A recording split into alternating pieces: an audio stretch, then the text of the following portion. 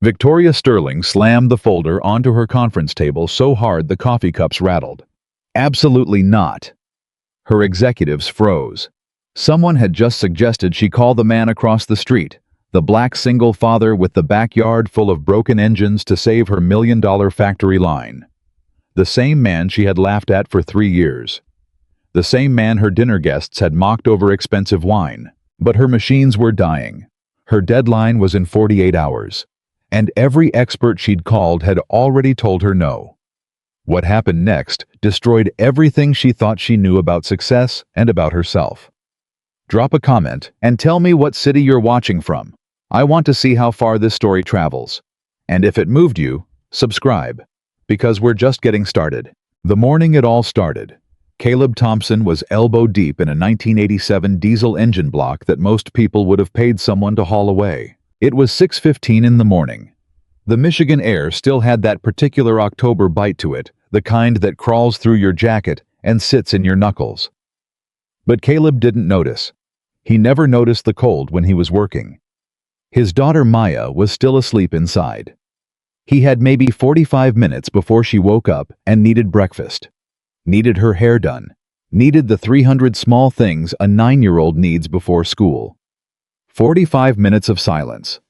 45 minutes of him and the engine, and the slow, satisfying work of making something broken breathe again. He had a rag hanging from his back pocket, a thermos of black coffee balanced on the workbench beside him, and a single overhead bulb casting yellow light across the organized chaos of his garage. To anyone walking past it, looked like a junkyard. Rusted engine casings stacked along one wall. Transmission parts sorted into labeled bins.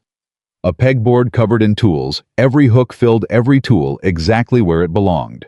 Old engine manifolds lined up on a wooden shelf like books in a library. Service manuals dog-eared and stained with grease held together with rubber bands.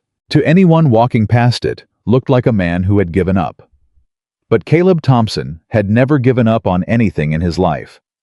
That was the thing about him that nobody across the street ever bothered to find out. He pressed a socket wrench against a seized bolt, leaned into it with his full weight, and the bolt turned. Clean. He exhaled slowly through his nose the way he always did when something yielded to patience instead of force. That's what you are. He thought, not for the first time, running his thumb along the cracked engine block. You're not broken. You're just waiting for someone who knows what they're doing. I had grown up in Detroit. The real Detroit. The East Side, where the factories had names that meant something, and everybody's father either worked in one or had lost a job in one. His own father, Raymond Thompson, had been a master machinist at Ford for 22 years before the plant downsized and took 22 years of loyalty with it. Raymond hadn't been bitter. That was the remarkable thing. The night he came home with his last paycheck and his box of personal items from his locker, he sat down at the kitchen table, looked at 12-year-old Caleb and said, "Boy, let me tell you something they don't teach you in school. Every machine ever built was built by a man, which means every machine ever built can be understood by a man. You remember that?" Caleb remembered. He remembered it through high school shop class, where he discovered he had a gift not just for following instructions, but for understanding why the instructions existed. He remembered it through a full-ride scholarship to Michigan State, where he studied mechanical engineering and graduated in the top 10% of his class. He remembered it through 8 years at Continental Automotive Group, where he rose to senior engineer faster than anyone in his department's history. And he remembered it on the worst morning of his life, when his wife Diane had gone to the hospital for what everyone thought was a routine procedure and had not come home. Maya was 2 years old when Diane died. Sepsis. The kind of thing that happens fast and leaves no room for preparation, no time for goodbyes that feel adequate, no version of events where you leave the hospital not completely destroyed. Caleb remembered driving home from the hospital alone. He remembered sitting in the parking lot of a Walgreens at 2 in the morning because he couldn't make himself go back to the house. He remembered thinking, "I have a 2-year-old daughter asleep in her crib right now, and I am the only person left in the world who is responsible for her." That thought didn't feel like weight. It felt like a rope, something to hold on to. He went back. He always went back. The year that followed was the hardest of his life, and he had lived some hard years. He hired a babysitter. Mrs. Patterson, a retired teacher from 2 streets over who smelled like lavender and treated Maya like her own grandchild, and he kept going to work. He kept performing. He kept delivering.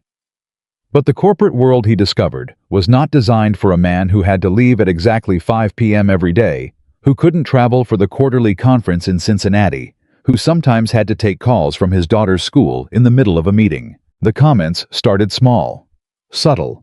The kind of thing you couldn't prove was discrimination, but could feel in your chest like a bruise. Caleb's commitment has been inconsistent lately. We need someone who can be fully present for this project. Maybe this role isn't the right fit anymore. He left before they could fire him. That was the only thing he took away from those 8 years, with any pride still attached, that he had walked out of his own accord on his own terms, with his daughter on his hip and his reputation intact. He moved to the small house in Canton Township because it was in a good school district, and he could almost afford it. The neighborhood was a strange in-between place, not wealthy enough to be exclusive, not modest enough to feel like community. People kept to themselves. Manicured lawns, 2-car garages, and across the street, the enormous Colonial with the security camera above the front door, and the Tesla in the driveway, and the woman who looked at him like he was a problem she hadn't anticipated when she bought the property. Victoria Sterling. He knew who she was before he moved in. Everybody in the automotive tech corridor knew who Victoria Sterling was. She'd founded StirTech Solutions at 24, taken it public at 27, and was now at 29, worth somewhere north of $800 million, depending on the quarter. Forbes had done a profile. The Detroit Free Press had done a profile. She was the kind of success story that people in business schools used as a case study. The kind of woman who appeared on panels with the word visionary used to describe her so often it had lost all meaning. She was also, Caleb learned in the first week, the kind of neighbor who would watch you unload engine parts from your truck with an expression on her face that you'd usually only see directed at something unfortunate on a sidewalk. He noticed her watching the first morning. He said nothing. He kept unloading. The first time she spoke to him directly was a Thursday 3 weeks after he moved in. He was maneuvering a cast-iron V8 block up his driveway on a hand truck, and she had apparently decided she'd watched long enough. She crossed the street in tailored slacks and a cashmere blazer, holding a coffee mug that probably cost more than his work boots. And she stood at the edge of his driveway, with her arms loosely folded in the way of someone who is trying to appear relaxed, while actually being very much in control. "Good morning," she said. He stopped the hand truck, straightened up, and looked at her. "Morning." "You're Caleb. I'm Victoria. I live across the street." She extended her hand. He wiped his palm on his jeans and shook it. "I know who you are." She smiled, the practiced kind, the kind you deployed in meetings. "I just wanted to introduce myself. And..." She glanced at the engine block on his hand truck. "Ask about the garage situation. We have a neighborhood aesthetic committee. Nothing formal, but..." "I keep everything inside the garage," Caleb said. Not defensively, just stating a fact.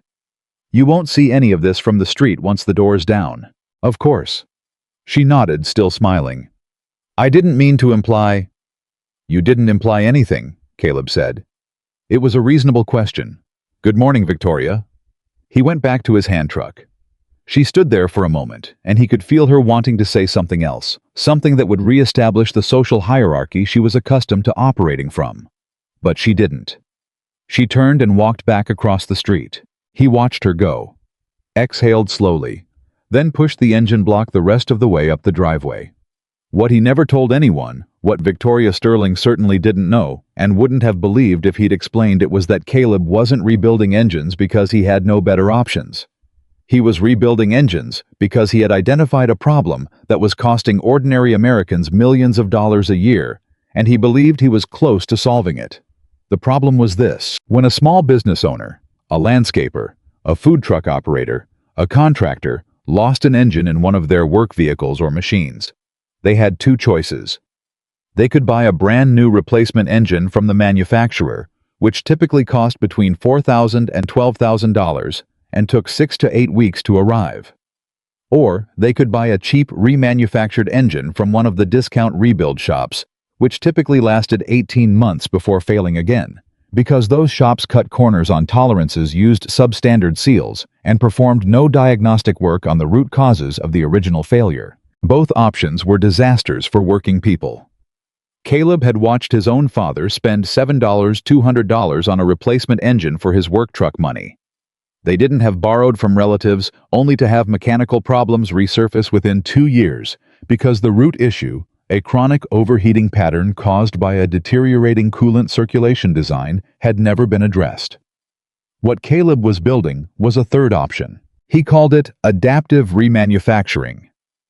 The concept was not complicated in principle, though the execution required a level of diagnostic precision that most rebuild shops didn't have the equipment or the patience to deliver. Instead of simply replacing worn components with standard parts, Caleb rebuilt each engine as an individual case study.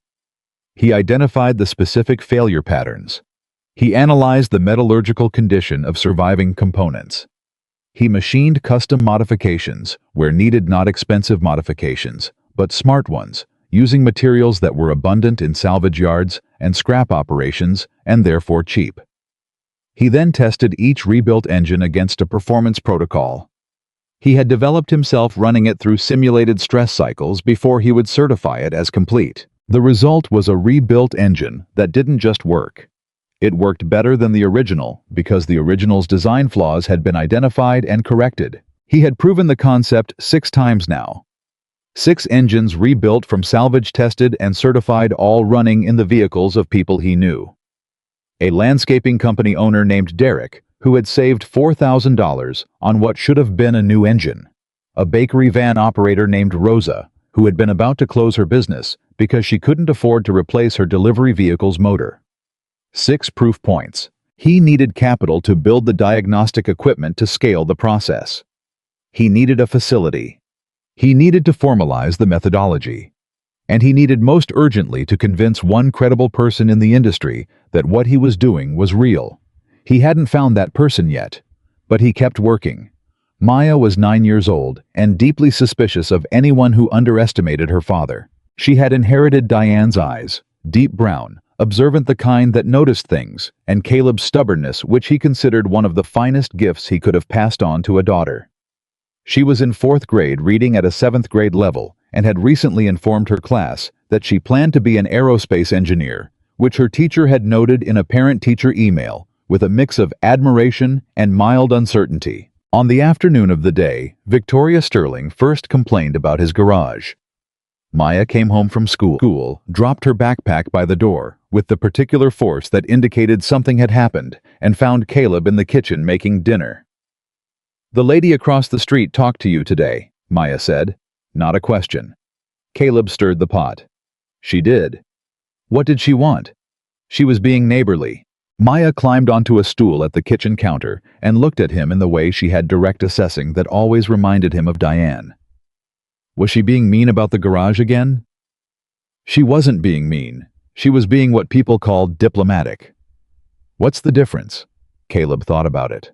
Mean is when you don't care if you hurt someone. Diplomatic is when you want to hurt someone, but you want to feel good about how you did it. Maya considered this. That sounds worse. Sometimes it is, he agreed. He ladled pasta into 2 bowls, set one in front of her, sat down across from her. But it doesn't matter. What matters is the work. Are you almost done with the diesel block? Almost. Is this one for money or for the thing? He smiled. She had started calling his adaptive remanufacturing project the thing, because she was 9 and didn't care about technical terminology, but she understood the distinction perfectly. Some engines he rebuilt for paying customers, which kept the lights on, and some engines he rebuilt as test cases for his methodology, which was what he was actually building toward. This one is for the thing, he said. Maya nodded seriously and wound pasta around her fork. Good. You should hurry up. Why? Because you're almost done, and then you can prove everything.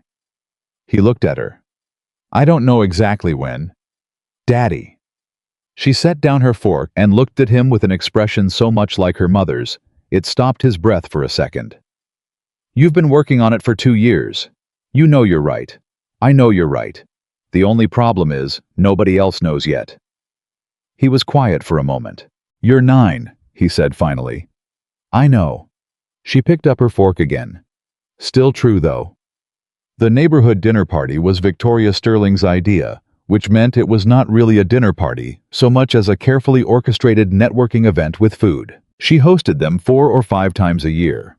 Caleb had heard about them from Derek, who did landscaping for several houses on the block, and had eyes and ears everywhere, and the guest list was always a variation on the same theme.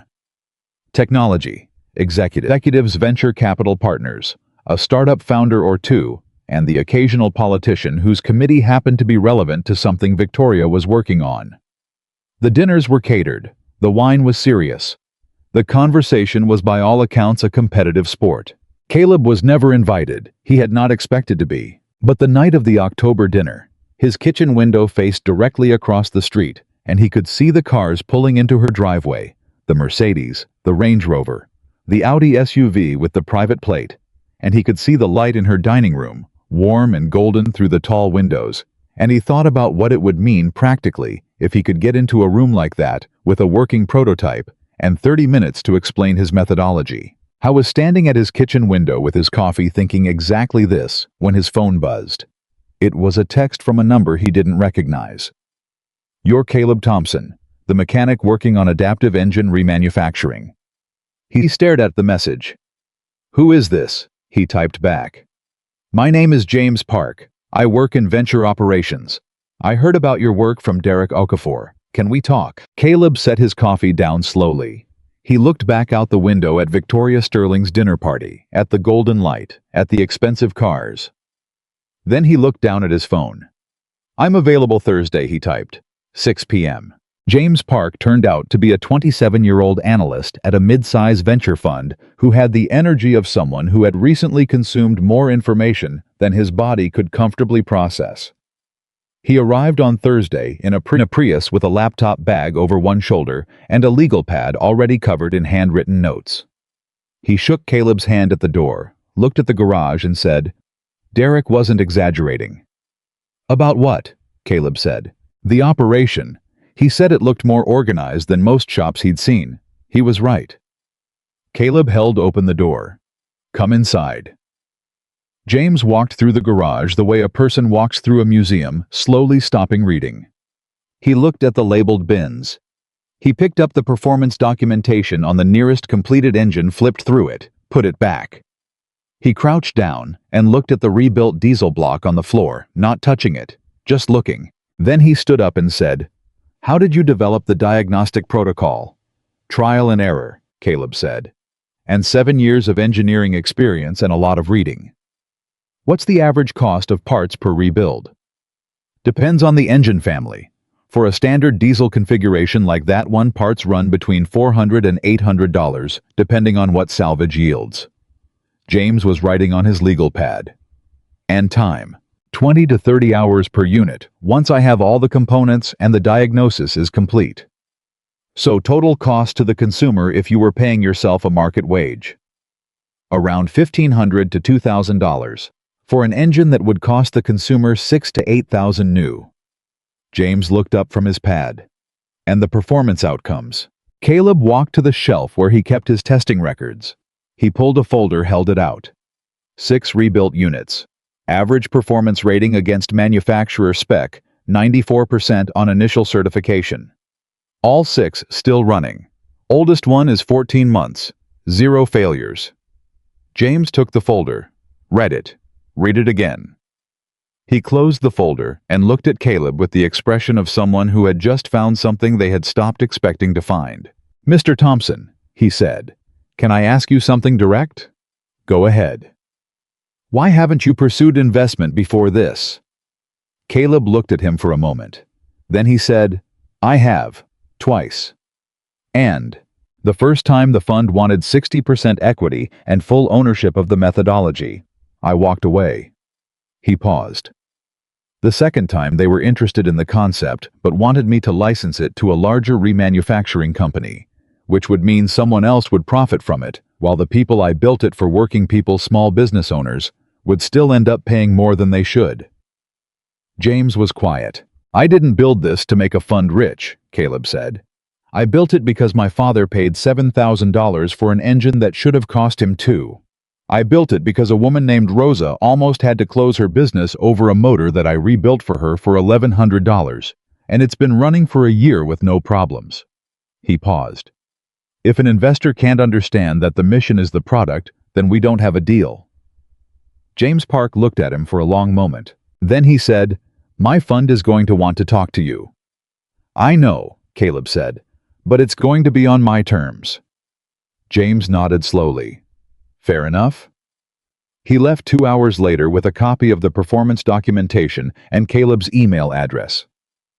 Caleb stood in the garage after he left in the quiet under the yellow light.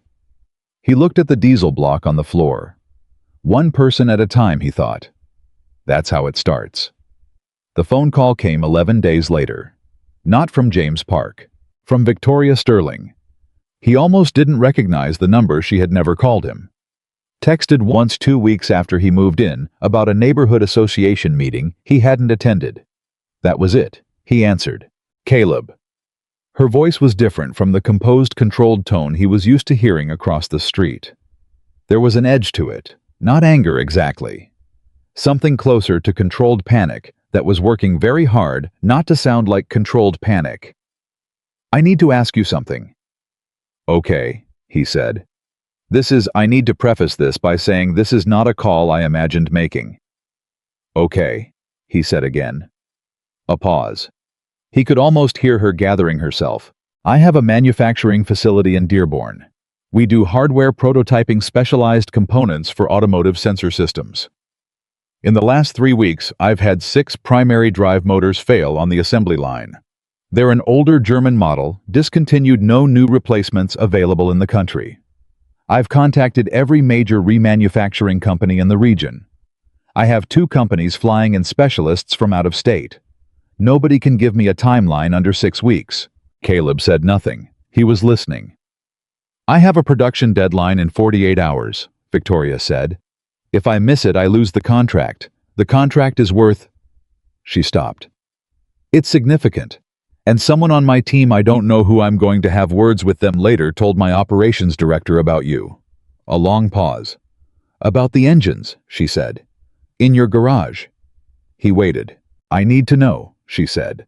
And for the first time the control slipped just barely, just for a second, "whether there's any possibility you could look at these motors." Caleb sat with the phone against his ear in his garage in the quiet of the evening with his daughter asleep upstairs and 6 certified rebuilt engines on the shelf behind him. He thought about the morning 3 weeks ago when she had stood at the edge of his driveway and talked about the neighborhood aesthetic committee. He thought about what Derek had told him, that at her dinner parties, she joked about the junkyard across the street. He thought about the investors who had offered him 60% equity. About the people who had looked at what he was building and seen only what it wasn't. And then he thought about Rosa. About his father. About the reason he had started. "Tell me the motor specifications," he said. Another pause. "You'll look at them." I said, "Tell me the specifications." She did. He wrote them down. He pulled 3 of his reference manuals from the shelf, checked the motor family cross-referenced against known failure patterns in that model series. "I know these motors," he said. "The failure mode on that series is almost always a combination of armature winding degradation and brush wear compounding on a thermal management issue in the housing. If you have the failed units, I can assess them." "Tonight," she said. "Tonight," he said. "But I want to be clear about something." "What?" "I'm not doing this as a favor," he said. "I'll charge you the same rate I charge anyone else. And if I can fix them, you're going to owe me something else." A pause. "What?" "A conversation," Caleb said. "About the work I do. What it actually is.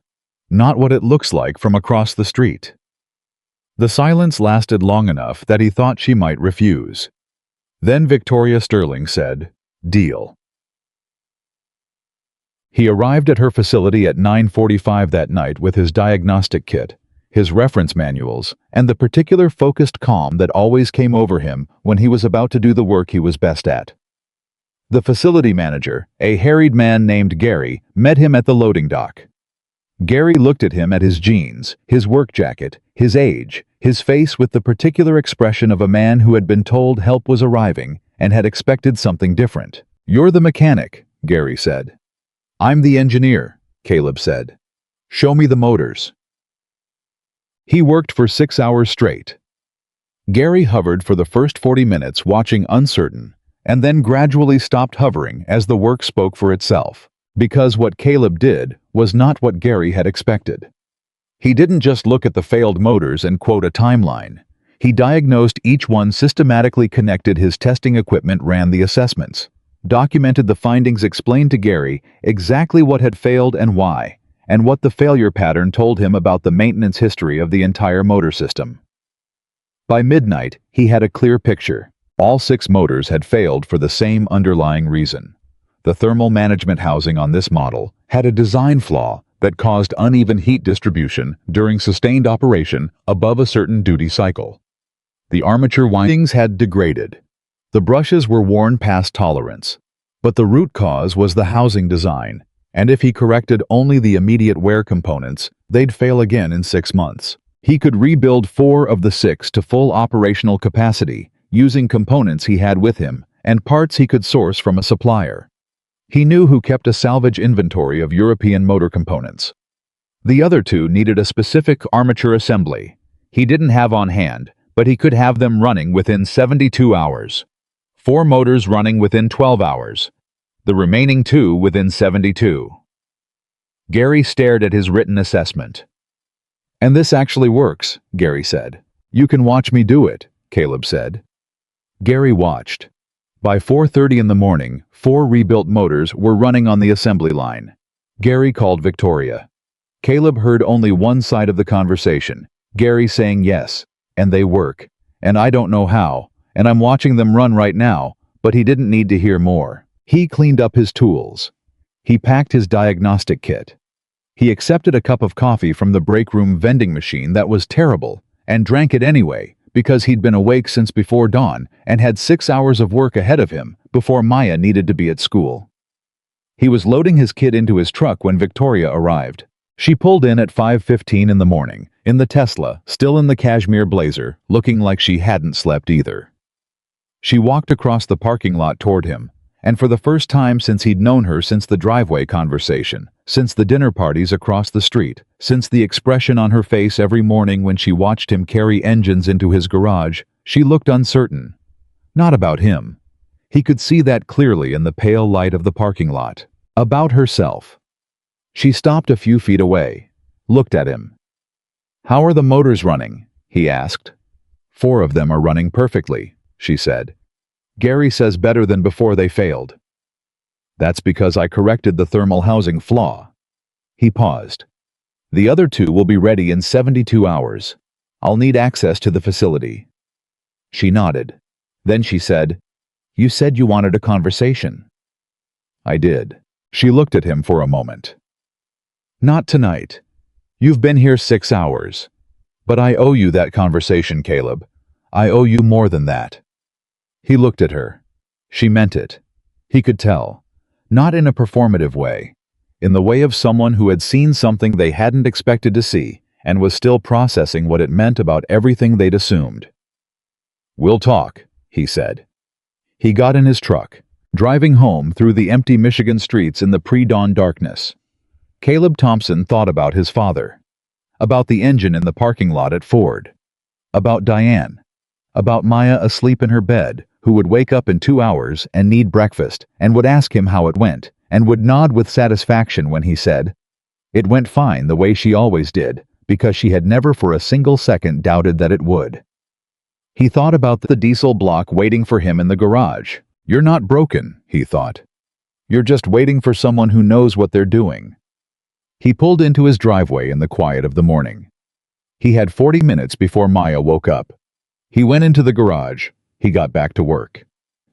The conversation happened on a Saturday, not because Saturday was convenient for either of them, but because Caleb had spent Thursday and Friday at the Dearborn facility finishing the last 2 motors, and Victoria had spent those same 2 days in back-to-back meetings with her production team, her legal team, and at least one very relieved client who had no idea how close he'd come to losing his contract delivery.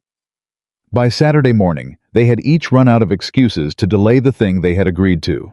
Victoria knocked on his door at 10.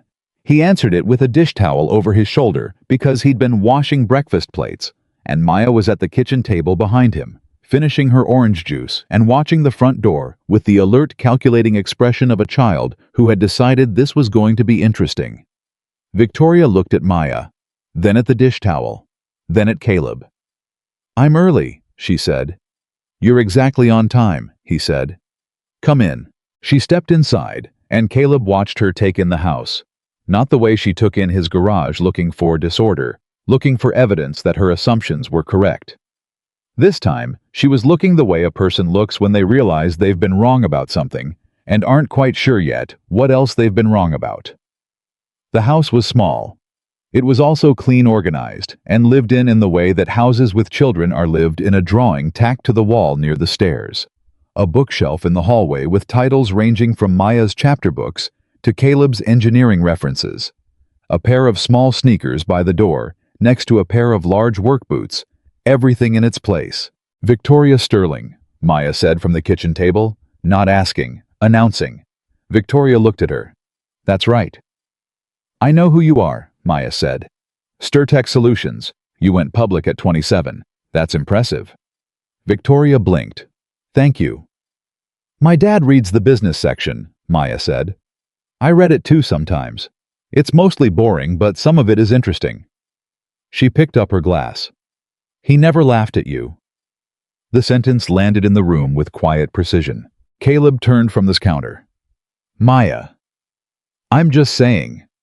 She finished her juice and carried her glass to the sink, rinsed it, set it in the rack the way he had taught her. She looked at Victoria with those direct, assessing eyes. "He never once said anything bad about you, even when you said things about him." She picked up her backpack from the chair. "I'm going to Keisha's. I'll be back by 4. She said goodbye to her father, nodded once to Victoria in the manner of someone significantly older than 9, and left through the back door. The kitchen was quiet for a moment. "She's remarkable," Victoria said. "She's terrifying," Caleb said. "Sit down. You want coffee?" "Please." He poured 2 cups and sat across from her at the kitchen table. She had her hands wrapped around the mug and was looking at the table, not at him, in the way of someone organizing what they want to say. He let her take the time. Finally, she looked up. "I need to say something before we talk about anything else." "Okay. I have been—" She stopped. Started again. "I said things, at my dinners, about your garage, about you." She met his eyes. "They were unkind, and they were wrong. Not just because you turned out to be capable of something I needed, that's not what makes them wrong. They were wrong because I said them about a person I had never bothered to know. And I knew that even when I said them, but it was easier than admitting I was making assumptions." Caleb looked at her. "Why were you making them?" She was quiet for a moment. "Because I built everything I have by being better than the room," she said slowly. "That was my formula. From the time I was in college, be smarter, be faster, be more prepared than everyone around you. And somewhere along the way, that turned into something uglier. I started looking at people, and the first thing I calculated was whether they were competition or whether they were irrelevant." She paused. "You looked irrelevant." "Because of the engines. Because of everything. The house, the truck, the way you looked. I saw someone who wasn't where I thought a person with real ability should be. So I decided you didn't have real ability." Caleb turned his coffee cup in his hands. "I had real ability, and a dead wife, and a 2-year-old daughter," he said. "That's why I wasn't where you expected me to be." Victoria closed her eyes for just a second, opened them. "I didn't know that." "You didn't ask." "No," she said. "I didn't." They sat with that for a moment. "Tell me about the work," she said finally. "Tell me what you're actually building. Not the motors, I mean the larger thing, the methodology." So he told her. I told her everything. The engineering logic behind adaptive remanufacturing, the diagnostic protocol, the cost analysis, the 6 proof cases. He pulled out the same folder he had shown James Park and laid it on the table and walked her through it, and she read the way engineers read, which is to say carefully and without interruption, going back to re-examine things that interested her, making small sounds of understanding or skepticism that she then resolved by reading further. When she finished, she set the folder down and said, "You've been doing this for 2 years. 26 months. And you've done 6 units. 6 full units plus the motors at your facility, which were effectively your 7th through 12th cases." "Correct." She tapped the folder. "The methodology is sound. I say that as someone who has spent 7 years in precision manufacturing. This is—" She paused as if the next word required authorization. "This is genuinely innovative." Caleb said nothing. He waited. "What you're describing, the individualized diagnosis, the root cause correction, rather than component replacement. No one in the affordable rebuild market is doing this. The big remanufacturers do it at scale for fleet clients, but they charge accordingly. What you're proposing is bringing that diagnostic rigor to the price point of the small business market." "That's exactly what I'm proposing. And you need capital to build the diagnostic equipment to scale. And a facility. And at least 2 trained technicians to start." Victoria was quiet for a long moment. He could see her thinking, not the polished, performed thinking of the boardroom, but real thinking, the kind that moves through a problem like a hand through water. "I want to propose something," she said. "I'm listening." "I don't want to invest in your company," she said. "I want to partner with it." He looked at her. "There's a difference. There's an enormous difference. An investor owns a percentage and waits for a return. A partner builds with you. I have manufacturing space in 2 of my facilities that isn't at full capacity. I have procurement relationships with suppliers across the Great Lakes region. I have an operations team that knows how to scale a production process." She leaned forward slightly. "What I don't have is the methodology, the diagnostic protocol. That's yours, and I'm not asking for any part of it." "What would you be asking for?" "A service agreement. I want first access to your rebuilt engines for Sturtec's internal maintenance needs. My facilities run machinery that's expensive to replace and often runs on discontinued models, exactly your market. In exchange, I provide the space and the procurement support to get you to a point where you can take outside clients." Caleb sat back in his chair and looked at the table for a moment. "Why?" he said. She looked at him. "Why what? Why would you do this? You're a billion-dollar company. You don't need a service agreement with a 2-man garage operation to solve your maintenance problems. You could hire the engineers. You could build the protocol yourself." "Eventually," she said. "But not quickly. And not—" she stopped. "Not right." "What does that mean?" She was quiet for a second. "Gary called me at 5 in the morning and told me the motors were running, and I drove to the facility and I watched 4 motors running on my assembly line that had been dead for 3 weeks. Motors that every specialist I hired had told me couldn't be restored." She looked at him directly. "And the person who fixed them was sitting in my parking lot packing up his tools to go home and make breakfast for his daughter. And I thought—" She stopped, exhaled. "I thought about what Derek had told me, that you'd been offered deals before and walked away from them because they weren't right for the people you were trying to serve. And I realized I'd been building a company for 7 years and I couldn't have said something like that with a straight face. I've always known what I was building it for. I just never asked whether that was enough." Caleb looked at her for a long time. "If we do this," he said slowly, "my terms are non-negotiable. I expect them to be. I control the methodology completely. No access, no licensing, no transfer, no intellectual property claims from Sturtec now or in any future arrangement." "Agreed." "My pricing structure stays as I designed it. I'm not adjusting my consumer rates to protect your margins." "Understood." "And I want it in writing that the mission of the operation, affordable engines for working people and small businesses, is embedded in any agreement we sign. This isn't a pivot point I'll compromise on 3 years from now when someone offers more money." Victoria nodded slowly. I can put that in writing. Then I'm willing to talk to your legal team. She exhaled. And then unexpectedly she smiled, not the practiced kind, not the deployed kind, the real kind, the kind that reached her eyes and had something slightly undone about it. I also want to apologize to your daughter, she said. Caleb said, she'll let you know when she's ready to accept it. James Park called the following Monday. I spoke to my fund, he said. They want to move forward. The terms are going to be. I have another conversation I need to finish first, Caleb said. Can you give me 2 weeks? A pause. 2 weeks. 2 weeks. Caleb, if you have another offer on the table. I didn't say I had another offer. I said I have a conversation to finish. He paused. Are you going to give me 2 weeks or not? Another pause. Yeah, James said. 2 weeks. Caleb hung up.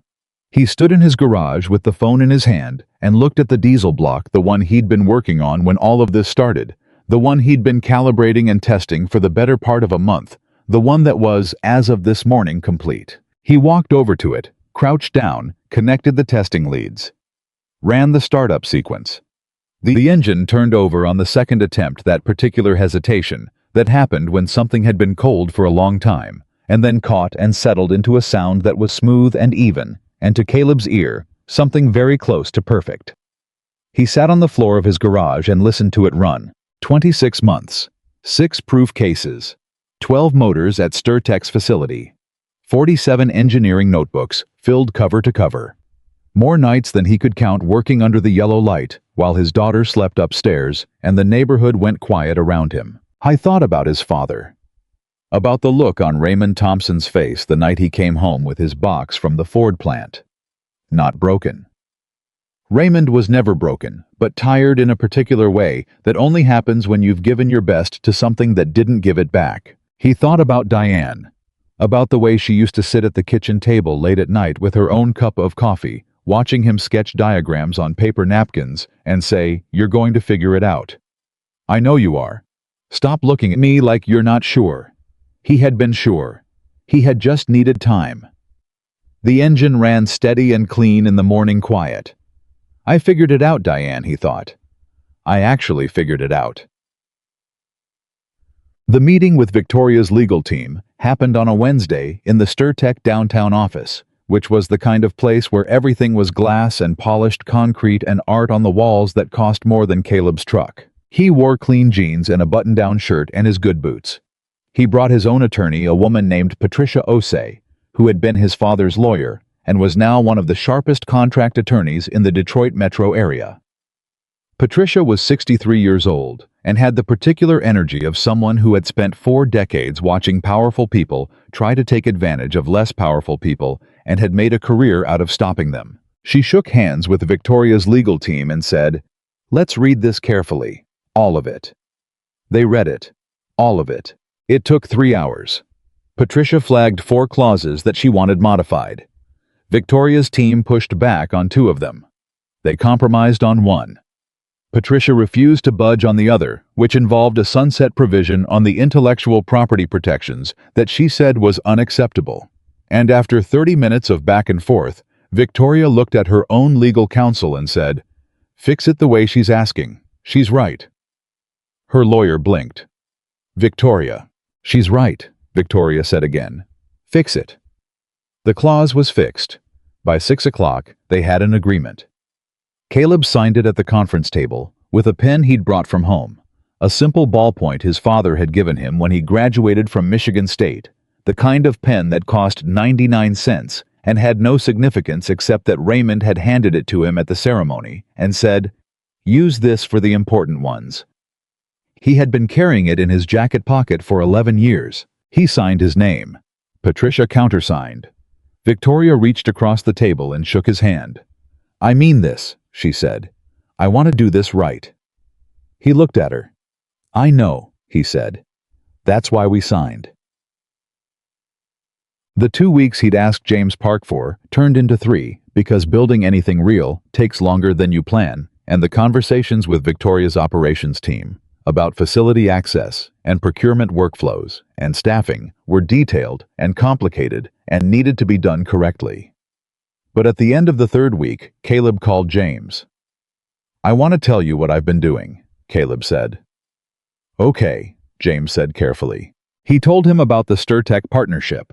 He told him all of it, the terms, the IP protections, the facility access, the procurement relationships. He told him about the motors at the Dearborn plant, and about Patricia, and about the sunset provision that Victoria had told her own lawyer to fix. There was a long silence on the other end of the line. "That's," James started. Stopped. "Say it," Caleb said. "That's a significantly stronger position than I expected you to be in." "I know, which changes our conversation about investment terms." "I know that too." "Caleb." A pause. "Why are you telling me this before we negotiate?" Caleb thought about that for a second. "Because I don't want partners who think I don't know what I have," he said. "If you come into this thinking you're doing me a favor, we're going to have problems. If you come in knowing exactly what you're investing in, we're going to be fine." Another pause. "Our fund wants to talk," James said. "On your terms." "Thursday," Caleb said. 6 o'clock. "My garage." A slight hesitation. "Your garage." "Yes," Caleb said. "My garage." There were 3 of them. James, a senior partner named Elaine Cho, and another analyst whose name Caleb immediately forgot, because Elaine Cho was the one who mattered, and everyone in the room, including Elaine, knew it. Elaine Cho was 51 years old, had been in venture capital for 23 years, had backed 11 companies that went to successful exits, and had the kind of professional confidence that filled a room without her needing to say much. She shook Caleb's hand at the garage door and said, "Nice to meet you. Show me what you've built." He showed her. She asked questions, specific technical questions, the kind that told him she had done homework before she arrived. She read the performance documentation. She asked about the StirTech agreement, and he gave her a summary of the terms without disclosing the specifics that Patricia would have told him to protect. Then she looked at the diesel block, the completed one, the one he'd been working on at the beginning of all this, and she said, "Start it." He started it. She listened to it run. "What does that cost to produce?" she said. "Parts plus my labor at standard rate, approximately $1,800. "What would the customer replacement cost be for a comparable new unit?" $7,200. That's the manufacturer's current listed price." She was quiet for a moment. "And your target margin at scale?" 32% on parts standard labor rate. "At scale with 2 additional certified technicians, I can bring parts costs down through volume procurement. Margin improves to approximately 40%. And the addressable market? Small commercial vehicle operators in the Great Lakes region as the initial target. 214,000 registered commercial vehicles in Michigan alone. 60 to 70% of owners report deferring major mechanical maintenance due to cost. Even a 1% market penetration in the first 2 years. Is a substantial business, Elaine said. "It's a very substantial business," Caleb agreed. She turned from the engine and looked at him directly. "Why hasn't anyone done this before?" she said. It wasn't a challenge. It was a genuine question. "The diagnostic rigor costs time," he said. "And time cuts into margin if you're pricing like the discount rebuild shops. The discount shops chose margin. I chose quality.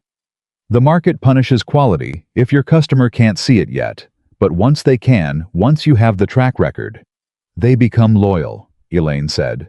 "They become advocates," Caleb corrected. "Derek Okafor told your analyst about me. Rosa Martinez told her entire restaurant supplier network. I have a waiting list of 17 potential customers. I haven't advertised once." Elaine looked at James. James was trying very hard not to look like a man who had told his boss this was a good opportunity and was now being vindicated. "What do you need?" Elaine said. Caleb had the number ready. He had always had the number ready. "Seed round of 800,000. It gets me 2 certified technicians, a complete diagnostic equipment set, and 18 months of operating runway while we establish the production track record." "And the StirTech facility?" Covers physical space and procurement relationships.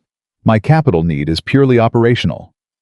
Elaine nodded, slowly, like someone checking off items on an internal list that only she could see.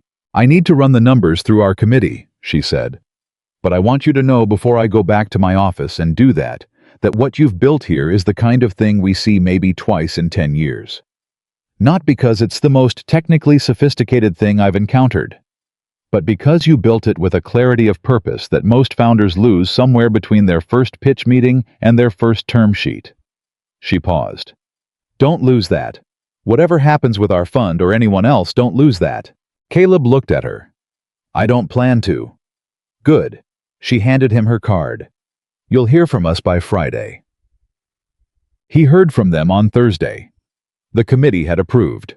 The term sheet was clean. No IP claims, no board control provisions that concerned Patricia, a straightforward equity stake with the kind of governance rights that a fund needed, but that left Caleb with operating authority over all decisions affecting pricing, customer relationships, and the mission framework he had written into the StirTech agreement. Patricia read it twice, made one comment. Elaine's team addressed it within the hour. This is a good deal, Patricia said. And I want you to know that I don't say that easily. I know you don't, Caleb said. She looked at him over her reading glasses. Your father would be proud of you. He didn't say anything for a moment, just nodded. I know, he said. The morning after he signed the investment agreement, Caleb went to the garage at 6 a.m. the way he always did. Maya was asleep. The October air was doing its usual thing with his knuckles. The diesel block, the completed one, sat on its stand in the corner. Quiet now, the engine off waiting. He stood in the middle of the garage and looked at everything. The bins, the notebooks, the reference manuals with their rubber bands and their stains, the performance documentation for 6 rebuilt engines plus 12 motors that had saved Victoria Sterling's production line, and with it, her contract. He looked at his workbench at the tools hung precisely on the pegboard at the yellow light overhead. I thought about the morning Victoria had stood at the edge of his driveway and talked about the neighborhood aesthetic committee. He thought about the dinner party across the street, the golden light in her windows, the expensive cars in the driveway, and himself watching from his kitchen, wondering if he'd ever get into a room that mattered. He had gotten into a room that mattered. He had gotten into several. And he had done it without changing a single thing about who he was or what he was building or what it was for. His phone buzzed on the workbench. A text from Victoria. Operations team wants to schedule a walkthrough for the facility transition. Are you free this afternoon? He typed back, yes, 2 o'clock. Then he picked up his tools and got to work. Because that was the other thing nobody across the street had ever understood. The deal wasn't the thing. The investment wasn't the thing. The partnership with Victoria, the call with Elaine, the signing with Patricia's pen. Those were all important, all necessary, all earned. But the thing, the actual thing, was the engine on the stand in the corner. The thing was the problem he was solving. The thing was Rosa Martinez's delivery van, running for 14 months without a failure. It was Derek Okafor saving $4,000. It was his father's face tired in the parking lot of the Ford plant, and the thought that had started everything: somebody should have fixed this differently. He crouched down beside a new engine block, a commercial truck motor. Somebody had brought him 3 days ago, a V8 diesel with a failure pattern he'd already started diagnosing and connected his testing leads. Somewhere upstairs, Maya was just starting to wake up. He could hear her footsteps moving toward the bathroom, the sound of water running, the particular rhythm of a morning that had become the most reliable thing in his life. She would come down in 20 minutes and eat the breakfast he was going to make as soon as he finished this first assessment, and she would ask him how things were going, and he would tell her that they were going well, and she would nod with the unsurprised satisfaction of someone who had always known they would. He ran the diagnostic. The numbers came back on his meter, and he started writing. 3 weeks after the investment agreement was signed, Derek Okafor pulled his truck up to the loading area of the StirTech facility in Dearborn, where Caleb's operation now occupied a renovated section of the secondary building, a real space, concrete floors, and overhead lighting, and a climate-controlled diagnostic bay that made the garage back home look like what it had been, a starting point. Derek got out of his truck, looked at the sign Caleb had put on the bay door. Thompson, Adaptive Engineering, and shook his head slowly. "Man," Derek said. "Don't make it weird," Caleb said from inside. "I'm not making it weird, I'm just—" Derek walked in, looked around, looked at the equipment. "2 years ago, you were in your garage at midnight. I'm still sometimes in my garage at midnight. You know what I mean." Caleb put down his clipboard. "How's the truck?" "That's why I'm here. The rebuilt engine you did for me last year, it's running better than ever, but the transmission is starting to give me something I don't like. Bring it in Tuesday, I'll look at it." Derek nodded, looked around again. 2 employees already. 2 certified technicians. Marcus and Elena. Marcus came from a fleet maintenance shop in Pontiac. Elena was doing precision machining at an aerospace subcontractor. Both excellent. "How did you find them?" "I put the word out through Patricia. She knows everyone." Caleb picked his clipboard back up. "And Rosa Martinez sent me a referral. Her cousin, apparently." Derek laughed. "Of course she did." He looked at Caleb. "How does it feel?" Caleb considered the question seriously. "Busy," he said. "And right. It feels right." Derek looked at him for a moment. "Yeah," he said. "I bet it does." Maya came to the facility after school on Fridays. This had been Caleb's condition when he negotiated the facility transition with Victoria's operations team. His daughter was always welcome in the building, and there would be no Friday afternoon when he was unavailable before 4:30, because that was when Maya came, and Maya came first. Victoria's operations director, a practical woman named Sandra, had looked at this condition in the way that practical people look at conditions that have nothing to do with operations efficiency. "Of course," Sandra had said. So on Fridays, Maya came. She did her homework at a corner of Caleb's desk. She asked questions about whatever was on the diagnostic bench. She had in the first 3 Fridays developed an understanding of armature winding degradation that was better than most adult mechanics Caleb had met. She asked Marcus to explain the stress cycle testing protocol, and then told him he was doing one of the steps out of order, and Marcus had gone back and checked, and she had been right. "She's going to be a problem," Marcus told Caleb. "She's already a problem," Caleb said. "She's been a problem since she was 3. I mean a problem for all of us, in the best way." "I know what you meant," Caleb said. "Yeah, she is." The thing that broke Victoria Sterling, not broke in the destroying sense, but broke open, broke through the kind of breaking that lets light in, was not the signing of the agreement. It was not the successful facility transition. It was not even the morning Gary had called her at 5 a.m. to tell her the motors were running. It was a Friday 3 weeks into the new arrangement, when she was walking through the facility for an operations review, and she passed the open door of Caleb's diagnostic bay. She almost kept walking, but she stopped because she heard Maya's voice. "But if the thermal load is uneven, why don't they just redesign the housing? Why does everyone keep rebuilding the same flaw?" And Caleb's voice patient. "Certain, because the people who profit from the rebuild don't profit from the fix. You keep selling solutions to the problem, or you fix the problem and lose the sale. Most people choose the sale." A pause. "That's bad," Maya said. "It is. Is that why you fixed it instead?" "Partly. And partly because your grandfather told me that every machine built by a man can be understood by a man. And if it can be understood, it can be improved." A pause. "Hand me that caliper." The sound of a small person handing a caliper to a large person. Victoria stood in the hallway and did not move. She had built a company from nothing. She had outworked and outthought and outprepared every room she had ever been in. She had made decisions that cost people jobs and made them fortunes and changed the shape of a whole sector of the automotive technology industry. She had been called visionary in 7 different publications. She had given a commencement speech at her alma mater that had gotten a standing ovation, and standing in this hallway, listening to a man teach his daughter why good work mattered, she understood something that none of those things had ever taught her. Real vision wasn't about seeing what something could become. It was about staying faithful to why it mattered when nobody else could see it yet.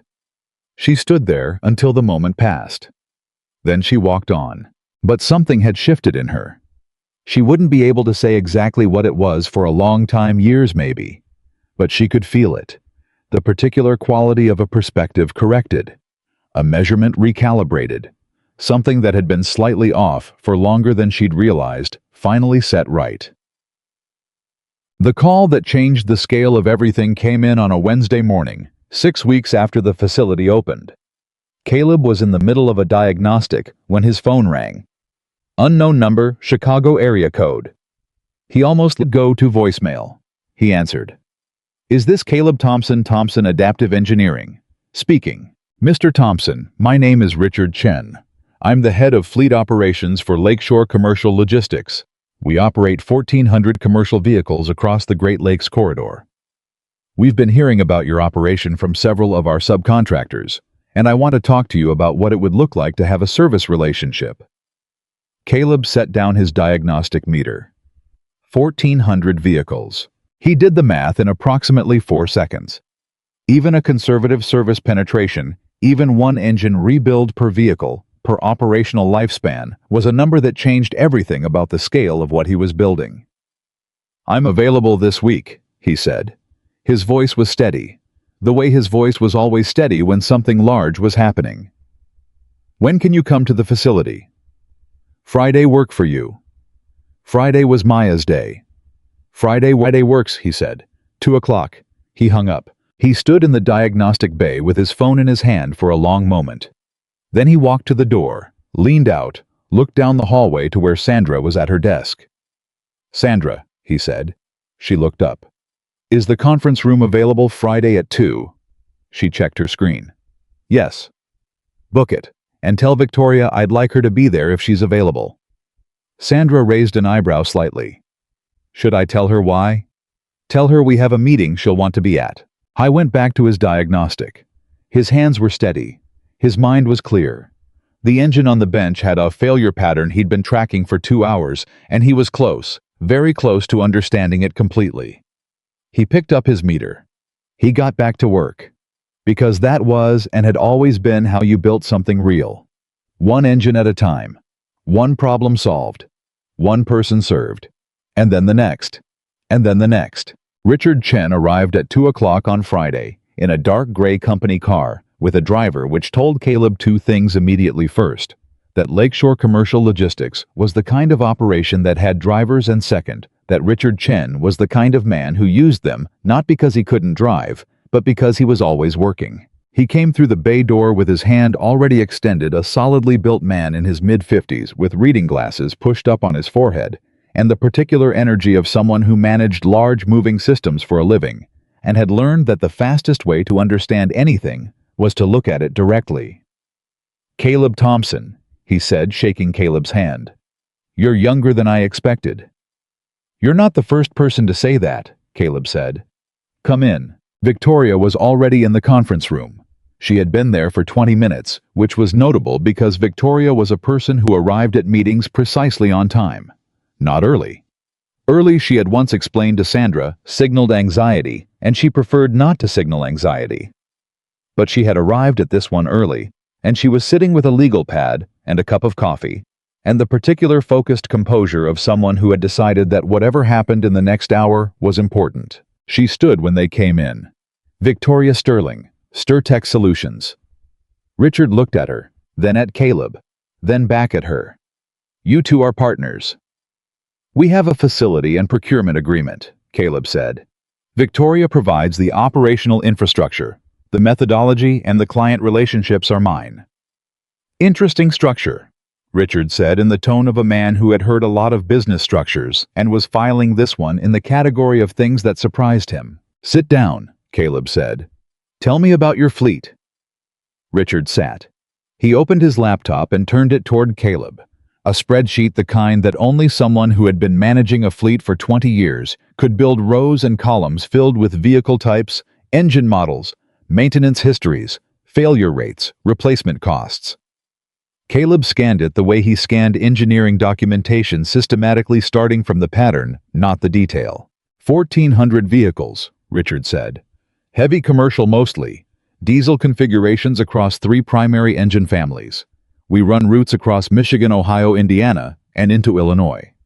High-duty cycles. Some of these trucks are running 12 to 14 hours a day, 6 days a week. What's your current maintenance spend per unit per year? Caleb said. Average across the fleet, just under $8,000.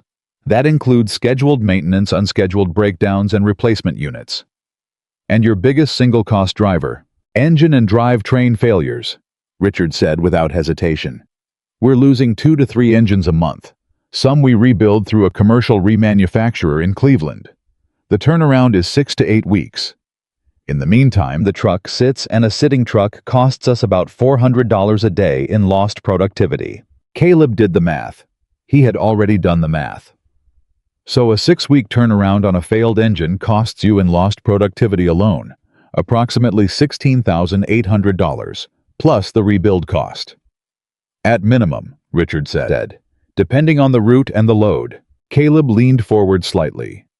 What if I told you I could cut that turnaround to 10 days and bring your average rebuild cost down by 40% and reduce your failure recurrence rate to effectively 0, because I don't just replace the components, I identify and correct the root cause of the failure? Richard looked at him. Prove it, he said. Caleb opened his own folder. Performance documentation. The same kind he'd shown Victoria, the same kind he'd shown Elaine. Cho updated now with data from the Dearborn Motors and the 2 additional units his team had completed in the past 3 weeks. Richard read it slowly. He read the way Caleb had come to recognize as the mark of someone who genuinely understood what they were looking at. Not skimming, not performing comprehension, but actually tracking the numbers, following the methodology, understanding why the results were what they were. He looked up. You corrected the thermal housing on the Dearborn Motors. Yes. That flaw has been in that model series for 11 years. The manufacturer knows about it. They do, Caleb said.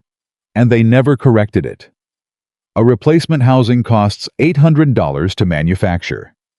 The current rebuild cycle that the flaw creates generates approximately 3 times that in service revenue per affected unit over a 5-year operational life.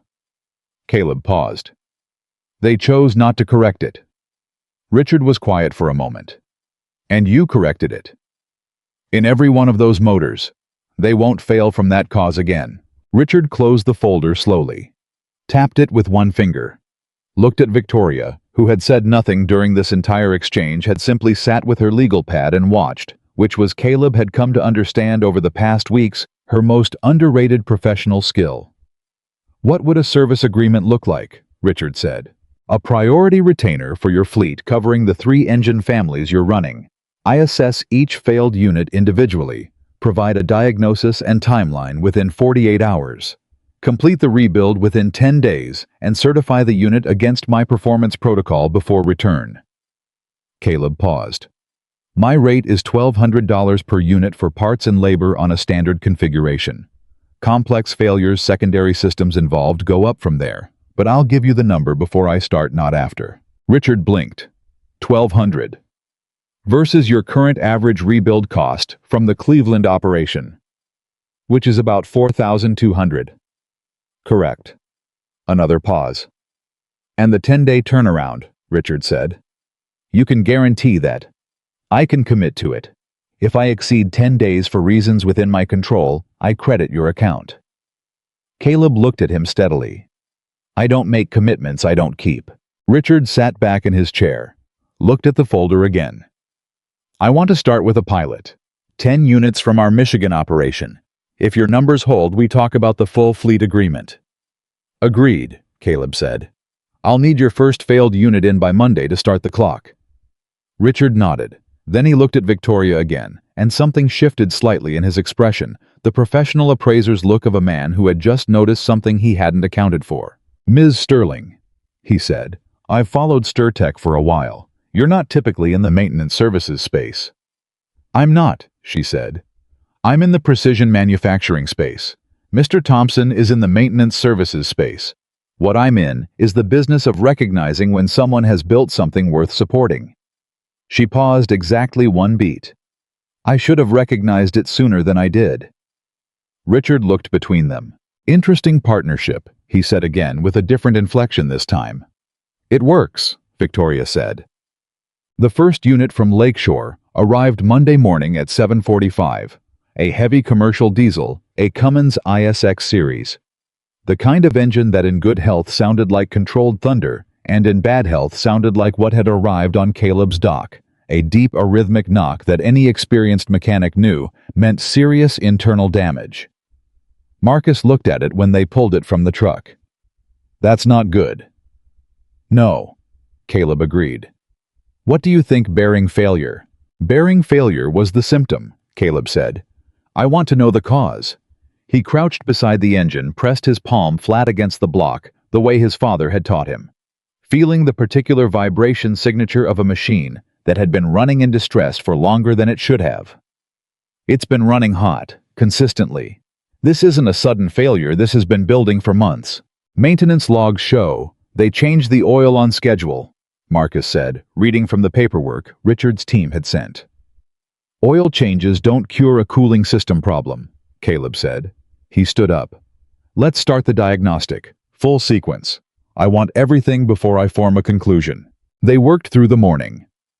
Caleb and Marcus with Elena running the diagnostic equipment and the systematic, unhurried process that had become the signature of how Thompson Adaptive Engineering operated. Not fast in the way of cutting corners. Fast in the way of knowing what you were doing and doing it without wasted motion.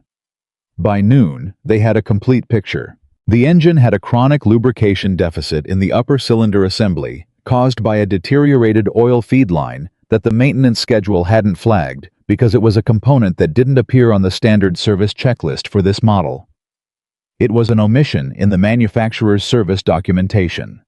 A known issue Caleb discovered after 20 minutes in his reference library that had been the subject of a service bulletin issued 3 years ago and apparently never implemented in Lakeshore's maintenance protocol. He called Richard directly.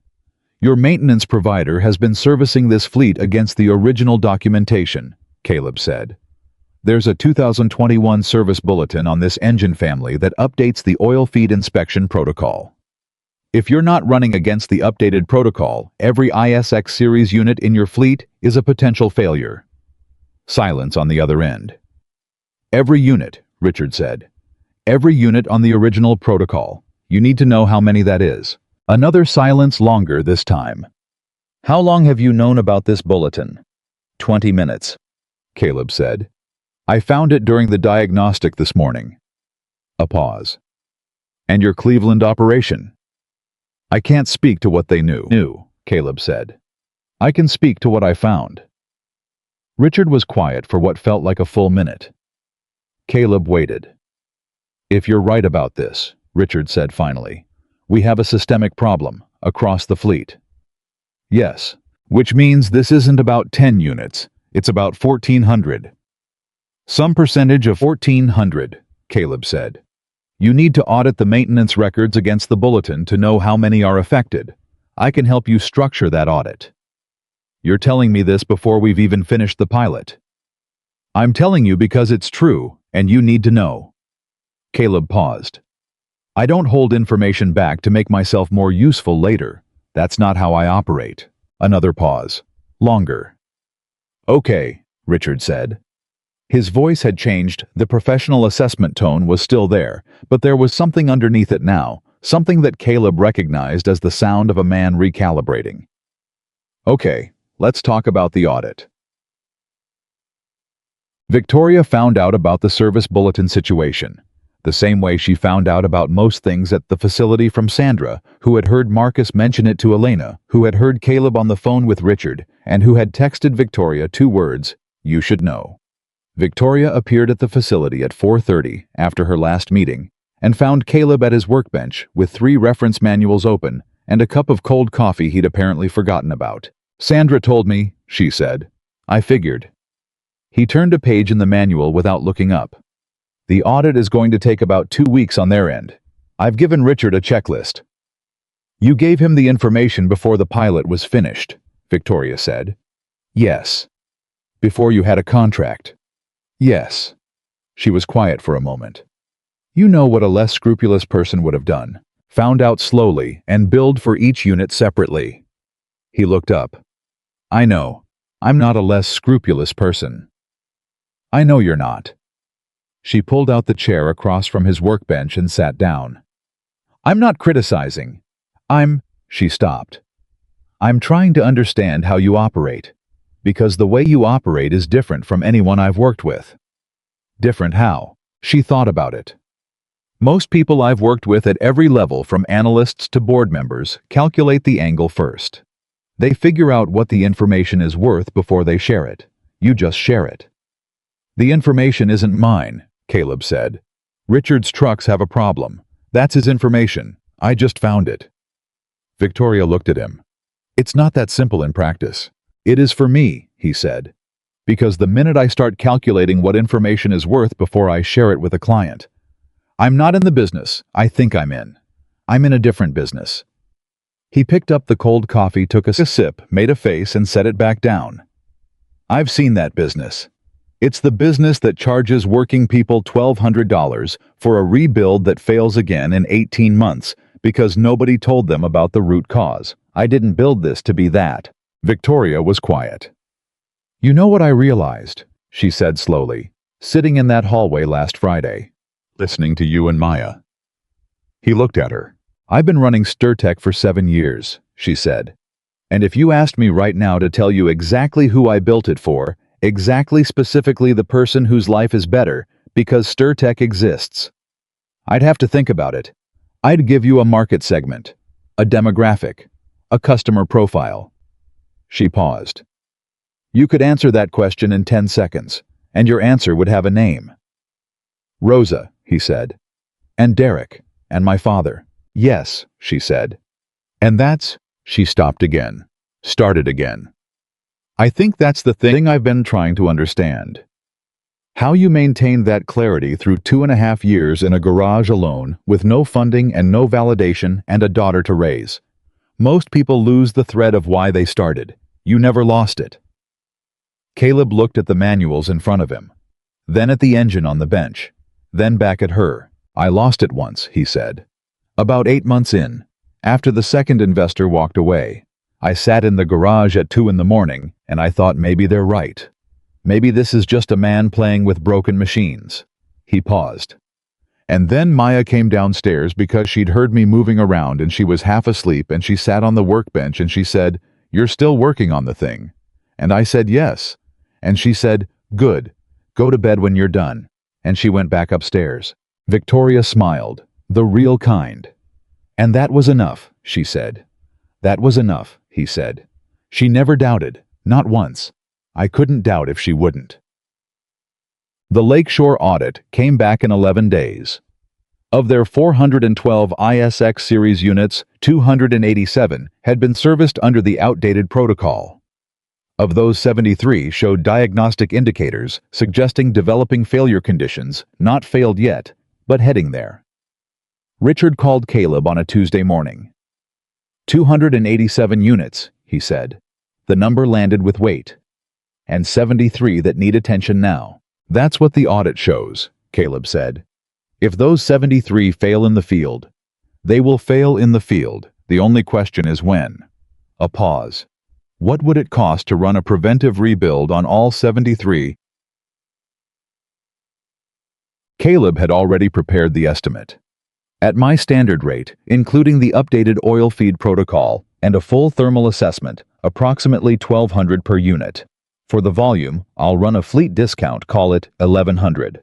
Total $80,300. Richard was quiet. Versus the cost of 73 field failures, Caleb said. At $400 a day in lost productivity, 6 to 8 weeks per repair cycle. I can do that math, Richard said. It's well over $1 million, I know. Another pause. The other 214 units, the ones that aren't showing indicators yet. You're recommending preventive protocol update? Yes. Scheduled over the next 6 months. It's a less urgent repair, but it's the right one. And if I bring this whole fleet to you, all the ISX series units, preventive and reactive, what does a long-term service agreement look like? Caleb had prepared that estimate too. He had prepared it at 5 a.m. that morning while Maya was still asleep because he had known this question was coming, and he wanted to be ready with a number that was fair to Richard's operation and to his own. He gave Richard the number. Silence. That's significantly lower than what I'm currently paying, Richard said. Yes. For better service. For more complete service, Caleb said. Whether it's better depends on whether my results hold. Give me 6 months on the pilot fleet, and you'll have the data to make that judgment. I already have the data, Richard said. The service bulletin, the diagnostic you ran, the way you called me before you had a contract. A pause. I've been in fleet operations for 22 years, Caleb.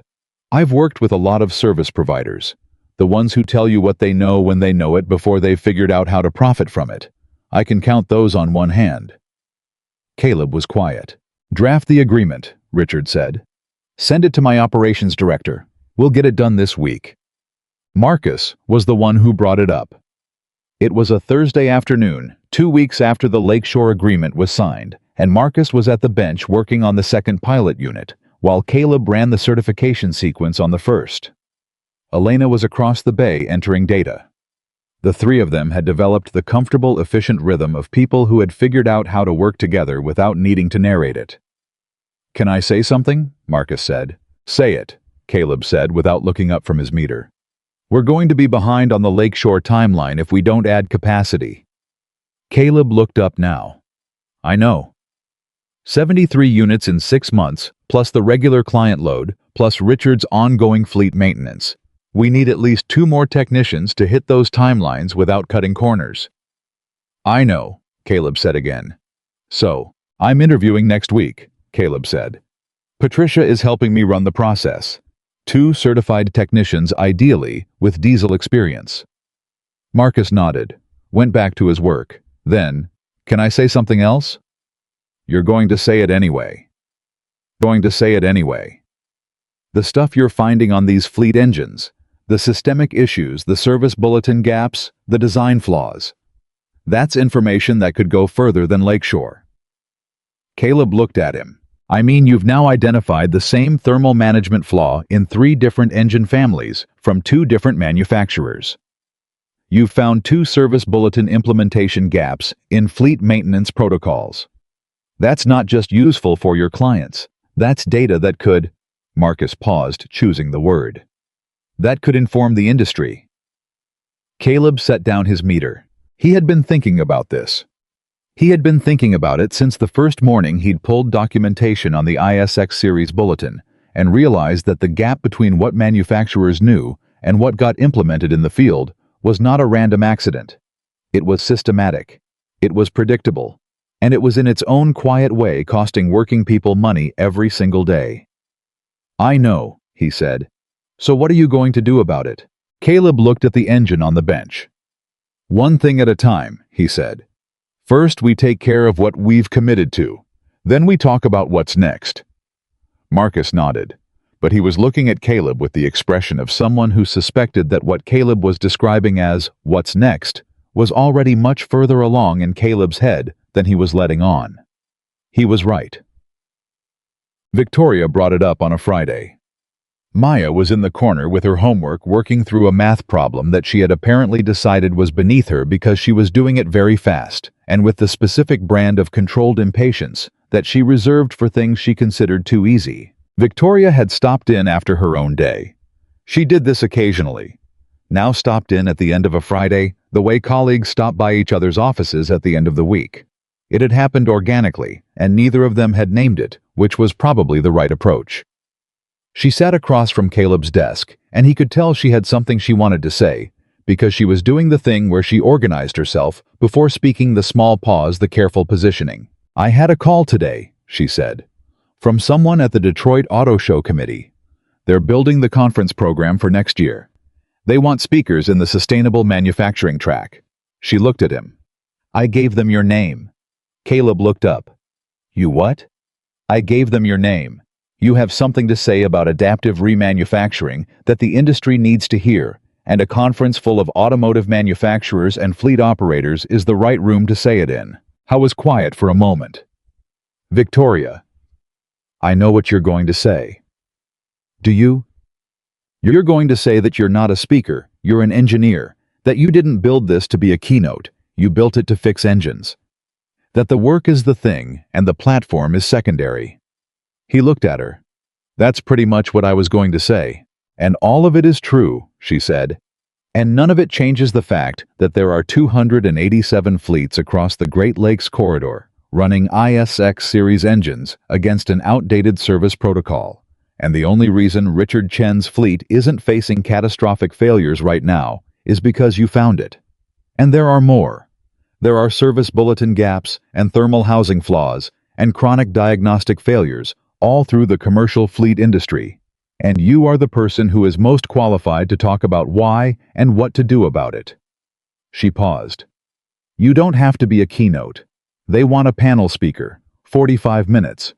You'd be talking to exactly the kind of people who can implement what you know. Maya looked up from her math homework. You should do it, Daddy. Caleb looked at his daughter. Do your homework, he said. I'm almost done. She held up her paper. Done, you should do it. You didn't even hear what we were talking about. You got asked to speak at a conference and you're trying to say no, Maya said. That's what you were talking about. She put the paper down. Grandpa Raymond would say yes. Caleb was quiet. His father had loved to talk. Not in the way of people who talked because they liked the sound of themselves. Raymond had loved to talk because he believed that knowledge shared was knowledge multiplied, and he had spent 22 years at the Ford plant, teaching every junior machinist who came through his section everything he knew whether they asked or not, because that was what you did with what you knew. Every machine built by a man can be understood by a man, and then what you understand, you can improve. And what you improve, you can teach. That's the whole of it, Caleb. That's the whole of the job. He looked at Victoria. 45 minutes, he said. Panel. You'd be one of 3 speakers. The moderator is good, I know her. She'll ask the right questions. I want to review the panel composition before I agree. Of course. And I'm not adjusting what I say to protect anyone's commercial interests. I wouldn't expect you to. Maya was watching him with those eyes. Fine, he said. Send me the details. Victoria smiled, looked at Maya. Maya gave a small nod, the nod of someone whose prediction had just been confirmed. Don't look so smug, Caleb told his daughter. I'm not smug, she said. I'm satisfied. There's a difference. The weeks after the Lakeshore Agreement and before the conference were the hardest and the best weeks of the entire run so far, in the particular way that periods of serious growth are always both the pressure and the progress, inseparable, each one the cost of the other. They hired 2 new technicians, Damon, who had spent 8 years at a Detroit fleet maintenance operation and could take apart a Cummins engine in his sleep, and Yolanda, who had a background in materials science and had been doing component analysis for an aerospace supplier until the supplier's contract ended. Caleb interviewed them both himself, asked the same questions he always asked. Not about credentials, those were in the applications, but about how they thought about what happened in their hands when a failure didn't make immediate sense, about whether they could explain a complex system to someone who had no technical background. Damon said when Caleb asked the last question, My mom ran a laundry business for 30 years. Her van broke down every other month because the shop she used kept patching problems instead of fixing them. I used to try to explain why to her. That's where I learned how to explain things. Caleb said, You're hired. Yolanda said, when Caleb asked the last question. I was in a study group in college where I was the only person who understood the material. I had 2 choices, let everyone else fail or figure out how to explain it. So I figured out how to explain it. Everybody passed. Caleb said, You're hired. The 4 of them. Marcus, Elena, Damon. Yolanda developed a rhythm. Caleb had expected it to take months. It took 3 weeks because he had hired people who were good at learning, and he had built a process clear enough to learn, and because the work itself was its own best teacher. The diagnostic bay ran 12 hours a day. The certification rate held. The Lakeshore pilot units came back with performance numbers that Richard's operations director verified against the fleet tracking system and forwarded to Richard with one line of commentary. Everything he said.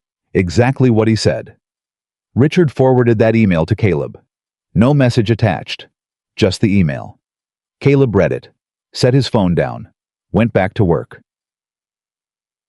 2 days before the auto show conference, something happened that nobody had planned for. Caleb was at his desk at 7 in the morning, working on his panel remarks when his phone rang. The number was a Canton Township Exchange local residential. He answered.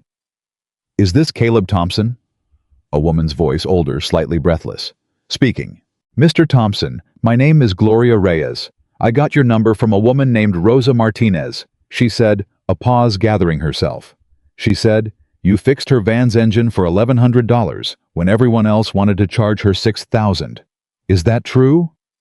"It is," Caleb said. "I have a food truck," Gloria said. "It's all I have. I started it 3 years ago after my husband passed. It's doing okay, better than okay. Actually, I have regulars. I have a good route. I've been saving to get a second truck." Her voice tightened slightly. "The engine failed last week. The shop near me is quoting me $5,800 for a replacement. I don't have $5,800 right now, not without wiping out the savings for the second truck. Not without—" She stopped. "I'm sorry. I don't want to ask for anything special. Rosa just said you were fair and you were good and I should call." Caleb was quiet for a moment. "What's the make and model of the truck?" he said. She told him. He wrote it down. He knew the engine family. It was a common configuration in commercial food truck, builds a relatively straightforward rebuild, if the failure was what he suspected. "Can you get it to me?" he said. "I can have my son tow it." "Bring it Monday. I'll do the diagnostic at no charge. Then I'll give you a number before I start anything." A pause. "Just like that. Just like that," he said. A longer pause.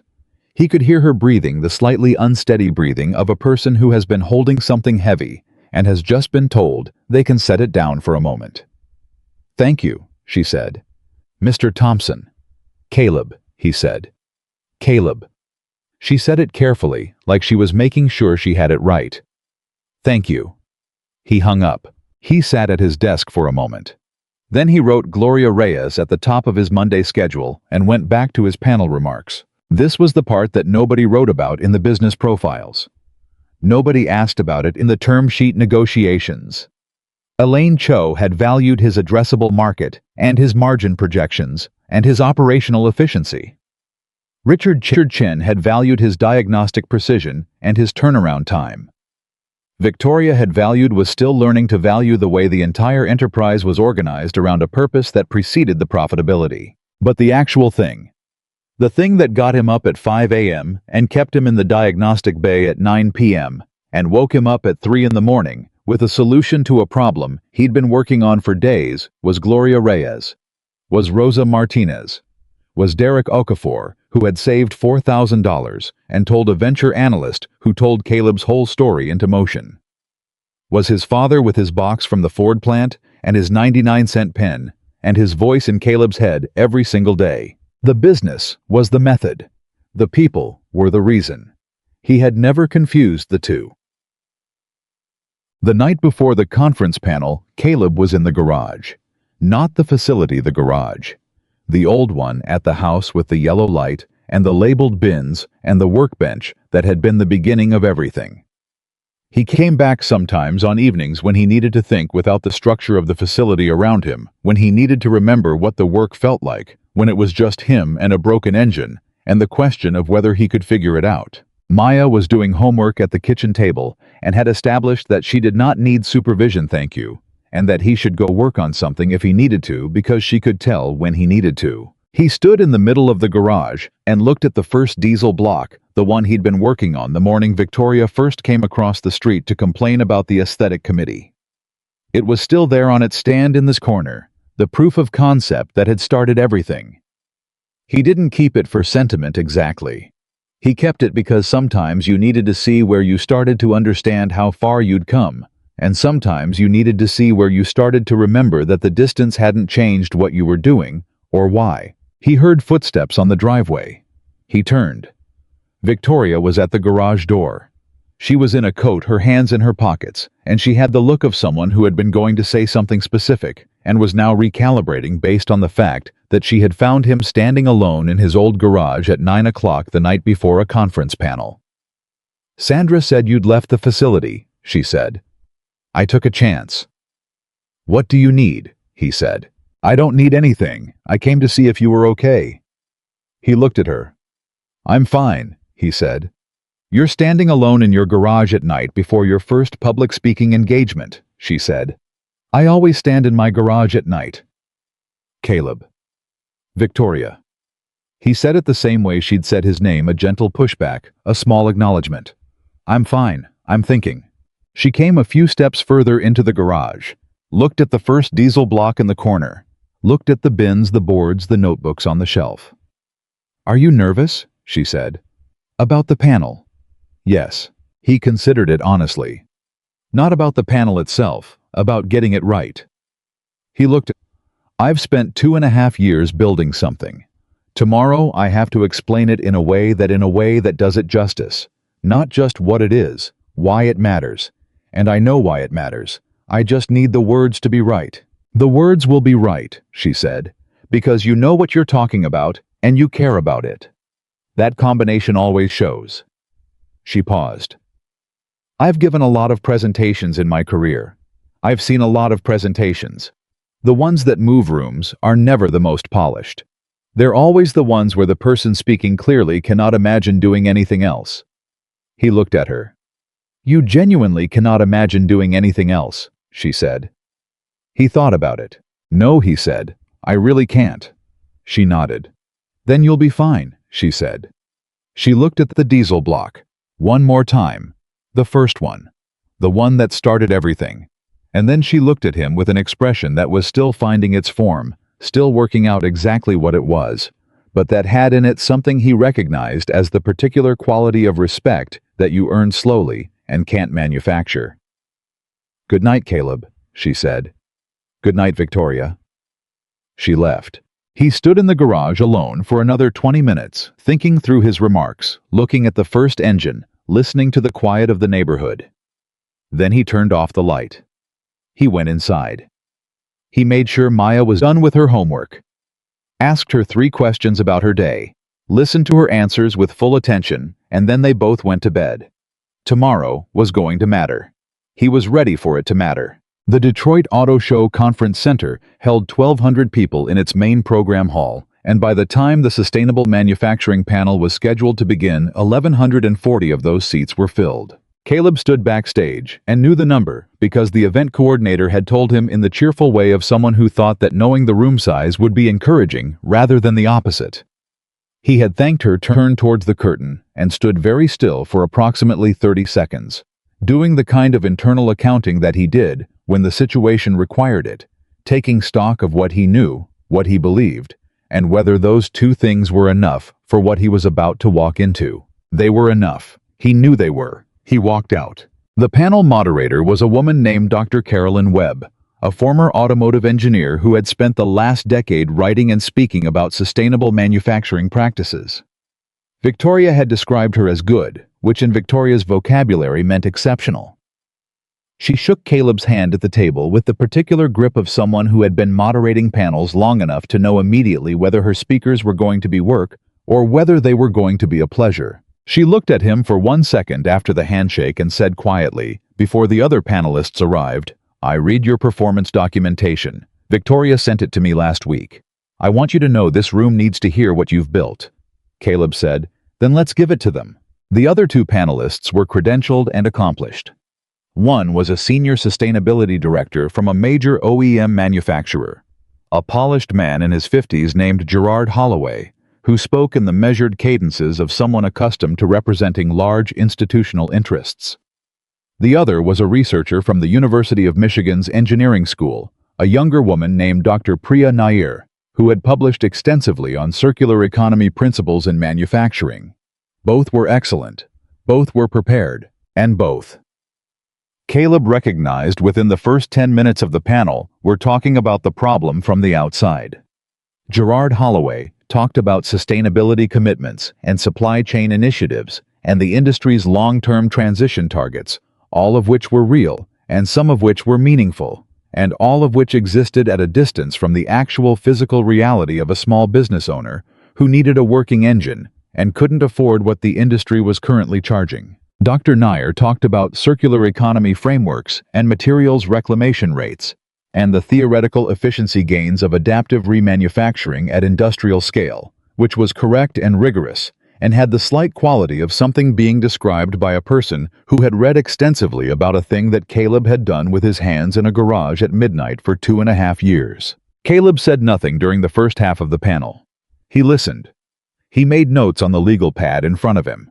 He let the conversation find its level, which is what experienced panelists do when they know they have something specific to say and want to say it at the right moment, rather than the first available one. Dr. Webb found the moment for him. "Mr. Thompson," she said, turning to him with the natural authority of a moderator who had been waiting for exactly this pivot. "You've been building something on the ground level for the past 3 years that speaks directly to what both of my other panelists have been describing, but from a very different vantage point. Tell this room what adaptive remanufacturing actually looks like in practice." Caleb set down his pen. He looked at the room. 1,140 people, automotive executives and fleet operators and engineers and investors and journalists. All of them looking back at him. Most of them seeing a man they didn't yet know a name on a paneled program they'd read over their morning coffee without particular expectation. He thought about Gloria Reyes. He thought about Rosa Martinez. He thought about his father in the parking lot of the Ford plant with his box of personal items. 3 years ago, he said, "I was a single father in a small house in Canton Township, working in my garage at midnight after my daughter went to bed, rebuilding engines from scrap parts that everyone else had thrown away. My neighbor thought I was wasting my time. Most investors I talked to thought I was wasting their time." He paused. "I want to tell you what I was actually doing." The room was quiet in the way that rooms get quiet when something real is being said. He told them, not the business case, he would get to that. He started with Rosa Martinez and her delivery van, and the choice she had been facing between closing her bakery business and spending money she didn't have on an engine replacement that the industry had priced at 6 times what it actually cost to solve. He told them about Derek Okafor, and about his father's $7 $200 engine, and about the specific service bulletin gap that had put 287 of Richard Chen's trucks at risk of field failure. He told them about the thermal housing flaw that had existed in that motor series for 11 years and had never been corrected because correcting it would reduce service revenue. He said it directly without softening it, and watched Gerard Holloway's expression recalibrate in real time. Then he told them about the methodology. He told it the way he told it best, not as a business proposition, not as an investment thesis, but as an engineering problem that had a solution, if you were willing to spend the diagnostic time and the intellectual honesty to look for the actual cause rather than the easiest sellable fix. He talked for 14 minutes without looking at his notes. When he finished, Dr. Webb let the silence sit for exactly the right amount of time before saying, "Mr. Thompson, you mentioned the service bulletin gap in the ISX series fleet. For people in this room who manage commercial fleets, how widespread do you believe that kind of gap is? Based on what I've seen in the past 6 months across a fleet of 1,400 vehicles and my ongoing client base." Caleb said, "I believe it's endemic.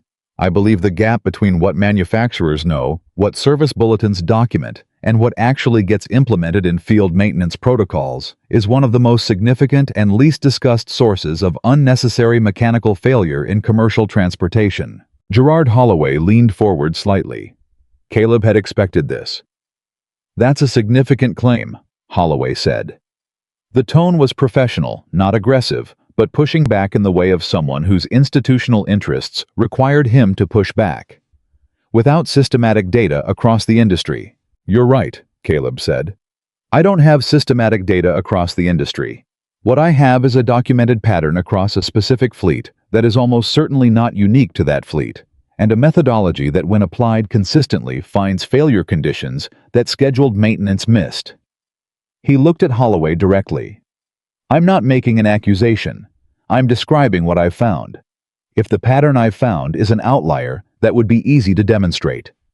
Run the diagnostic protocol on a representative fleet sample and see what comes back." Holloway was quiet.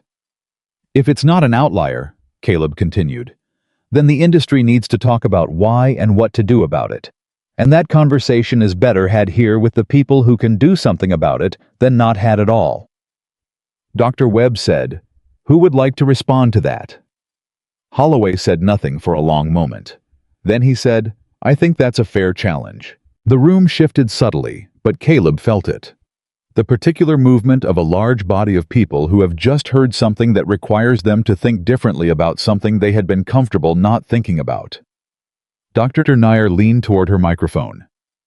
"Mr. Thompson, your methodology, the individualized diagnostic approach, the root cause correction, would you be open to publishing it, to making it available to other practitioners?" Caleb looked at her. "Yes," he said. "That's always been the plan. This was never meant to be proprietary. It was meant to be a solution to a real problem. Solutions should be available to the people who need them." The Q&A lasted 40 minutes, which was 20 minutes longer than scheduled. Dr. Webb ran with the efficiency of someone accustomed to managing rooms, but she also clearly understood what was happening, that something in this conversation had shifted the energy in the hall, that the questions coming from the audience were not the polite, composed questions of people performing engagement, but the sharp, specific questions of people who were genuinely trying to work something out. Fleet operators asked about implementation timelines. Manufacturers' representatives asked about the service bulletin gap data and whether Caleb would be willing to share it. Engineers from 3 different companies asked about the diagnostic protocol in technical detail that Caleb answered in technical detail, which caused a visible reorientation in several faces, the expression of people who had expected generalities and received specifics. One man in the 3rd row stood up during the Q&A period and said, "I run a regional trucking operation, 42 vehicles. I've been spending about $11,000 a year per vehicle on maintenance and replacement." "What would your methodology realistically do to that number?" Caleb said. "Based on what I've seen, you'd likely reduce your engine and drivetrain failure costs by 35 to 45%. How much of that 11,000 is maintenance versus reactive repair?" The man said, "Maybe 40% maintenance, 60% reactive." "Then your biggest savings are in the reactive side," Caleb said. "Root cause correction reduces recurrence.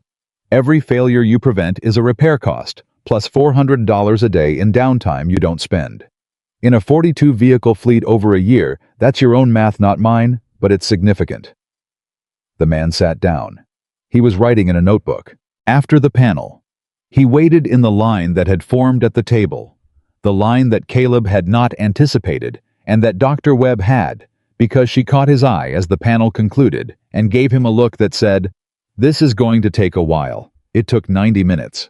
Caleb stood at the panel table and talked to every single person who waited. Fleet managers, engineers, one journalist from an industry publication who said she wanted to profile Thompson Adaptive Engineering in the next issue.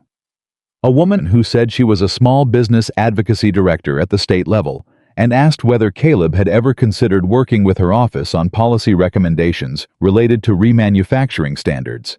He said, "No, but I'm interested." She gave him a card. He gave her his.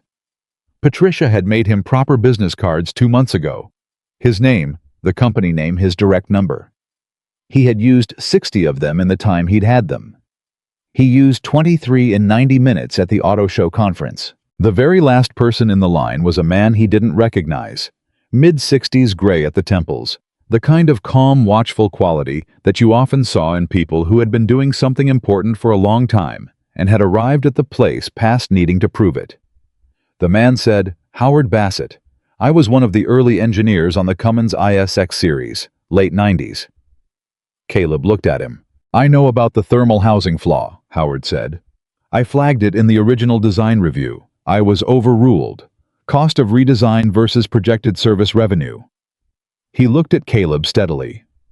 I want you to know I'm glad someone finally fixed it." Caleb held the man's gaze for a moment. "I appreciate you telling me that," he said. "I also want to tell you." Howard paused. "What you said up there, about the gap between what manufacturers know and what gets implemented in the field. You're right. And the people in this room know you're right. Whether they say so publicly is a different question." He paused again. "But the fact that you said it in this room with the documentation to back it up, that matters. Things said in rooms like this have a way of moving." He shook Caleb's hand and left. Caleb stood at the empty table for a moment. Victoria appeared at his elbow. She had been in the audience. He hadn't seen her until the Q&A, when he'd spotted her in the middle section 8 rows back, and she had given him a look that was composed and professional, and had in it a small particular quality of pride that she had apparently decided he was allowed to see. "Howard Bassett," she said, watching the man leave. "You know who that is? He told me he was on the original design team for the ISX series. He was also, until 6 years ago, the chief engineer for commercial powertrains at Cummins." She looked at Caleb. "He has a consultancy now. He works with fleets and manufacturers on technical dispute resolution." Caleb looked at the door Howard had walked through. "He said the thermal housing flaw was flagged in the original review," Caleb said. "He was overruled." "I heard," Victoria said. "I was standing right behind you." She paused. "How are you feeling?" He thought about it. "Like something happened today that I don't entirely have words for yet." "That's how it feels when a room changes," she said. "It doesn't happen often. When it does, it's like that you know something moved, but you're not sure yet what it means." "It means more work," Caleb said. She almost laughed. "Yes, it means more work." Gloria Reyes's food truck engine turned out to be a straightforward rebuild, a bearing failure with a cooling system component that had been slowly failing for 6 months, and that, had it been caught in routine maintenance, would have cost her a few $100s instead of the crisis it had become.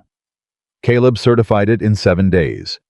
His cost to Gloria, $940. She came to pick up the truck herself with her son driving. She walked into the facility and looked at the truck running parked in the bay, ticking over smoothly, and she put her hand over her mouth for a second.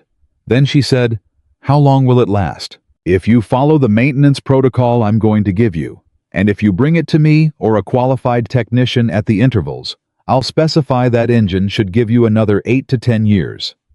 Caleb handed her a folder, his standard client documentation package, the maintenance protocol, and the certification records, and his direct contact number. "If anything feels off before your next scheduled service, you call me. Not to be polite, because if something feels off and you ignore it, a $200 problem becomes a $2,000 problem. Don't ignore it." Gloria nodded. She was looking at the folder like she was holding something valuable. "Rosa said you were honest," she said. "Rosa's good people," Caleb said. "She is." Gloria looked up at him. "She also said you're building something important. Something that—" She paused, looking for the words. "Something that remembers who it's for." Caleb looked at her. "That's a good way to say it," he said. She shook his hand with both of hers, thanked him, took the keys from Marcus, and drove the food truck out of the bay and back to her route. Elena came to stand beside Caleb in the open bay door, watching the truck turn onto the street. "That's why," Elena said quietly. "Yeah," Caleb said. "Marcus and I talk about it. Why we came here instead of going somewhere that paid more. It's because of exactly that." She looked at him. "You built something that knows what it's for. That's rare." "Not as rare as it should be," he said. Howard Bassett called 3 days after the conference. Caleb was at his desk doing supply chain planning when the call came in the same calm, watchful voice, no preamble. "I've been thinking about what you said at the panel," Howard said, "about publishing the diagnostic methodology." "I meant it," Caleb said. "I know you did. I want to talk to you about how." A pause.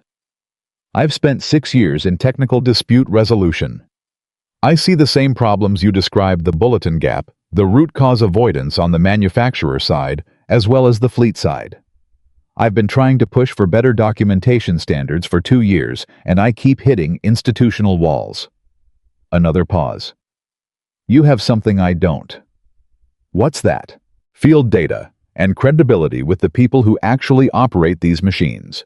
The manufacturers respect consultants like me because we're credentialed and non-threatening. Fleet operators trust you because you've proven yourself with your hands. He paused. Together we might be able to move something that neither of us could move alone. Caleb leaned back in his chair. What are you proposing? A technical working paper, co-authored. Your field data. My institutional knowledge of the design and documentation standards. We document the service bulletin gap as a systemic phenomenon, propose a revised protocol framework, and submit it to the industry standards body. Another pause. It's not glamorous work. It takes months. But if it lands, it changes the maintenance standard for commercial fleets across the country. Every service bulletin gets implemented. The gap closes. The people you're fighting for every day at the individual level get protected at the systemic level. Caleb was quiet for a long moment. He was thinking about something his father had said a long time ago when Caleb had asked why Raymond bothered teaching the younger machinists at the Ford plant. Everything he knew. Why he took the time when it wasn't required and wasn't compensated. Raymond had said, because a problem you solve just for yourself stays solved for one person. A problem you teach somebody else to solve stays solved for everyone they ever work with. That's how the math goes. I'm interested, Caleb said. Good, Howard said. I'll send you a proposed outline. You tell me what's missing. I'll do that. A pause.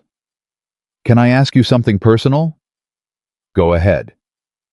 At the conference, you said your neighbors thought you were wasting your time. What kept you from believing them? Caleb was quiet for a moment. My daughter, he said. And the work. The work itself was the proof. Every time I rebuilt an engine and it ran better than the original, that was the answer to everyone who said I was wasting my time. The work as its own argument, Howard said. The work is always its own argument, Caleb said. Everything else is just noise. James Park called 2 weeks after the conference. You're in the industry press, James said, and Caleb could hear the grin in his voice. The Automotive Service Journal profile came out today, 4 pages. They quoted 3 fleet operators, Dr. Webb and Howard Bassett. I know, Caleb said. Sandra printed it. Elaine is very happy. Good. Is that what you called to tell me? No. A pause. I called to tell you we have 2 co-investment inquiries. Funds that want to come in alongside us for the next round. The conference moved things. Caleb was quiet. Is that good news, or is it complicated news? James said, reading the silence correctly. It's news, Caleb said. Send me the terms. Patricia will look at them. Of course. A pause. Caleb, you know what this means for the growth trajectory, right? If you take a second round, you're talking about expanding beyond the Great Lakes corridor, potentially national. I know. Is that what you want?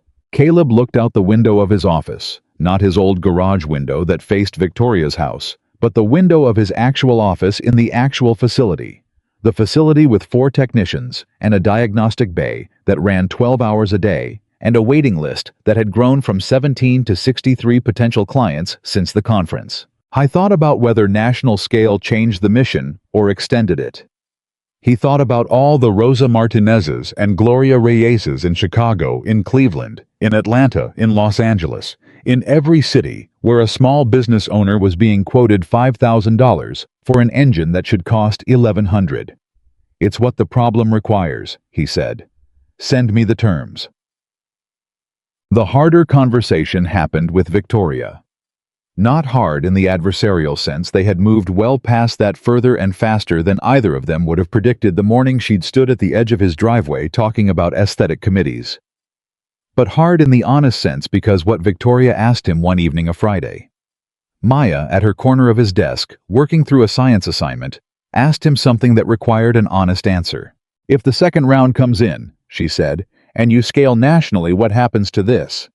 She gestured at the facility around them. What happens to Gloria Reyes, To the fleet operator in the third row at the conference who has 42 vehicles and is writing in his notebook. Caleb looked at her. What do you think happens to them? I think the risk is that scale changes the mission the way it changes most things.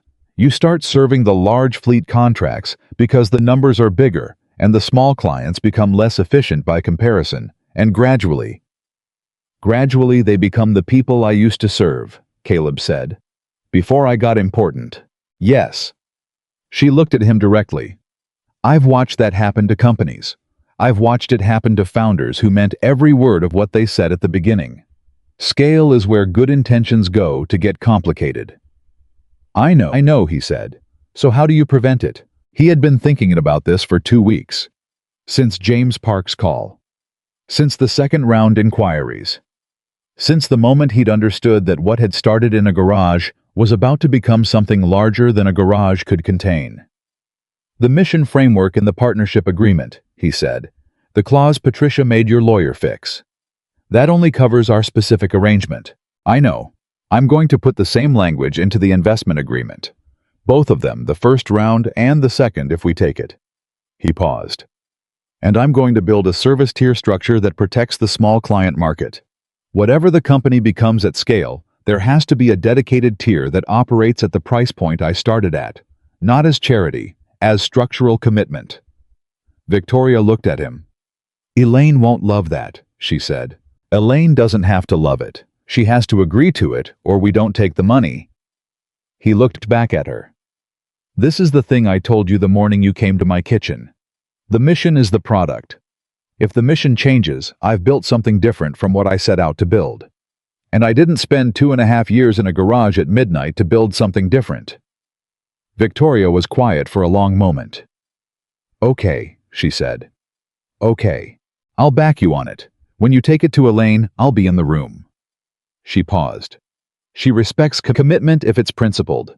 I think she'll understand. Maya looked up from her science assignment.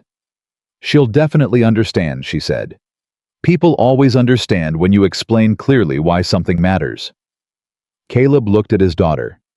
Were you listening to our conversation? He said. I'm always listening, she said. You know that. She went back to her assignment. It's a good plan, Daddy. Elaine Cho came to the facility. Caleb had not expected this. He had expected a call, a video conference, the usual distance of institutional investment management.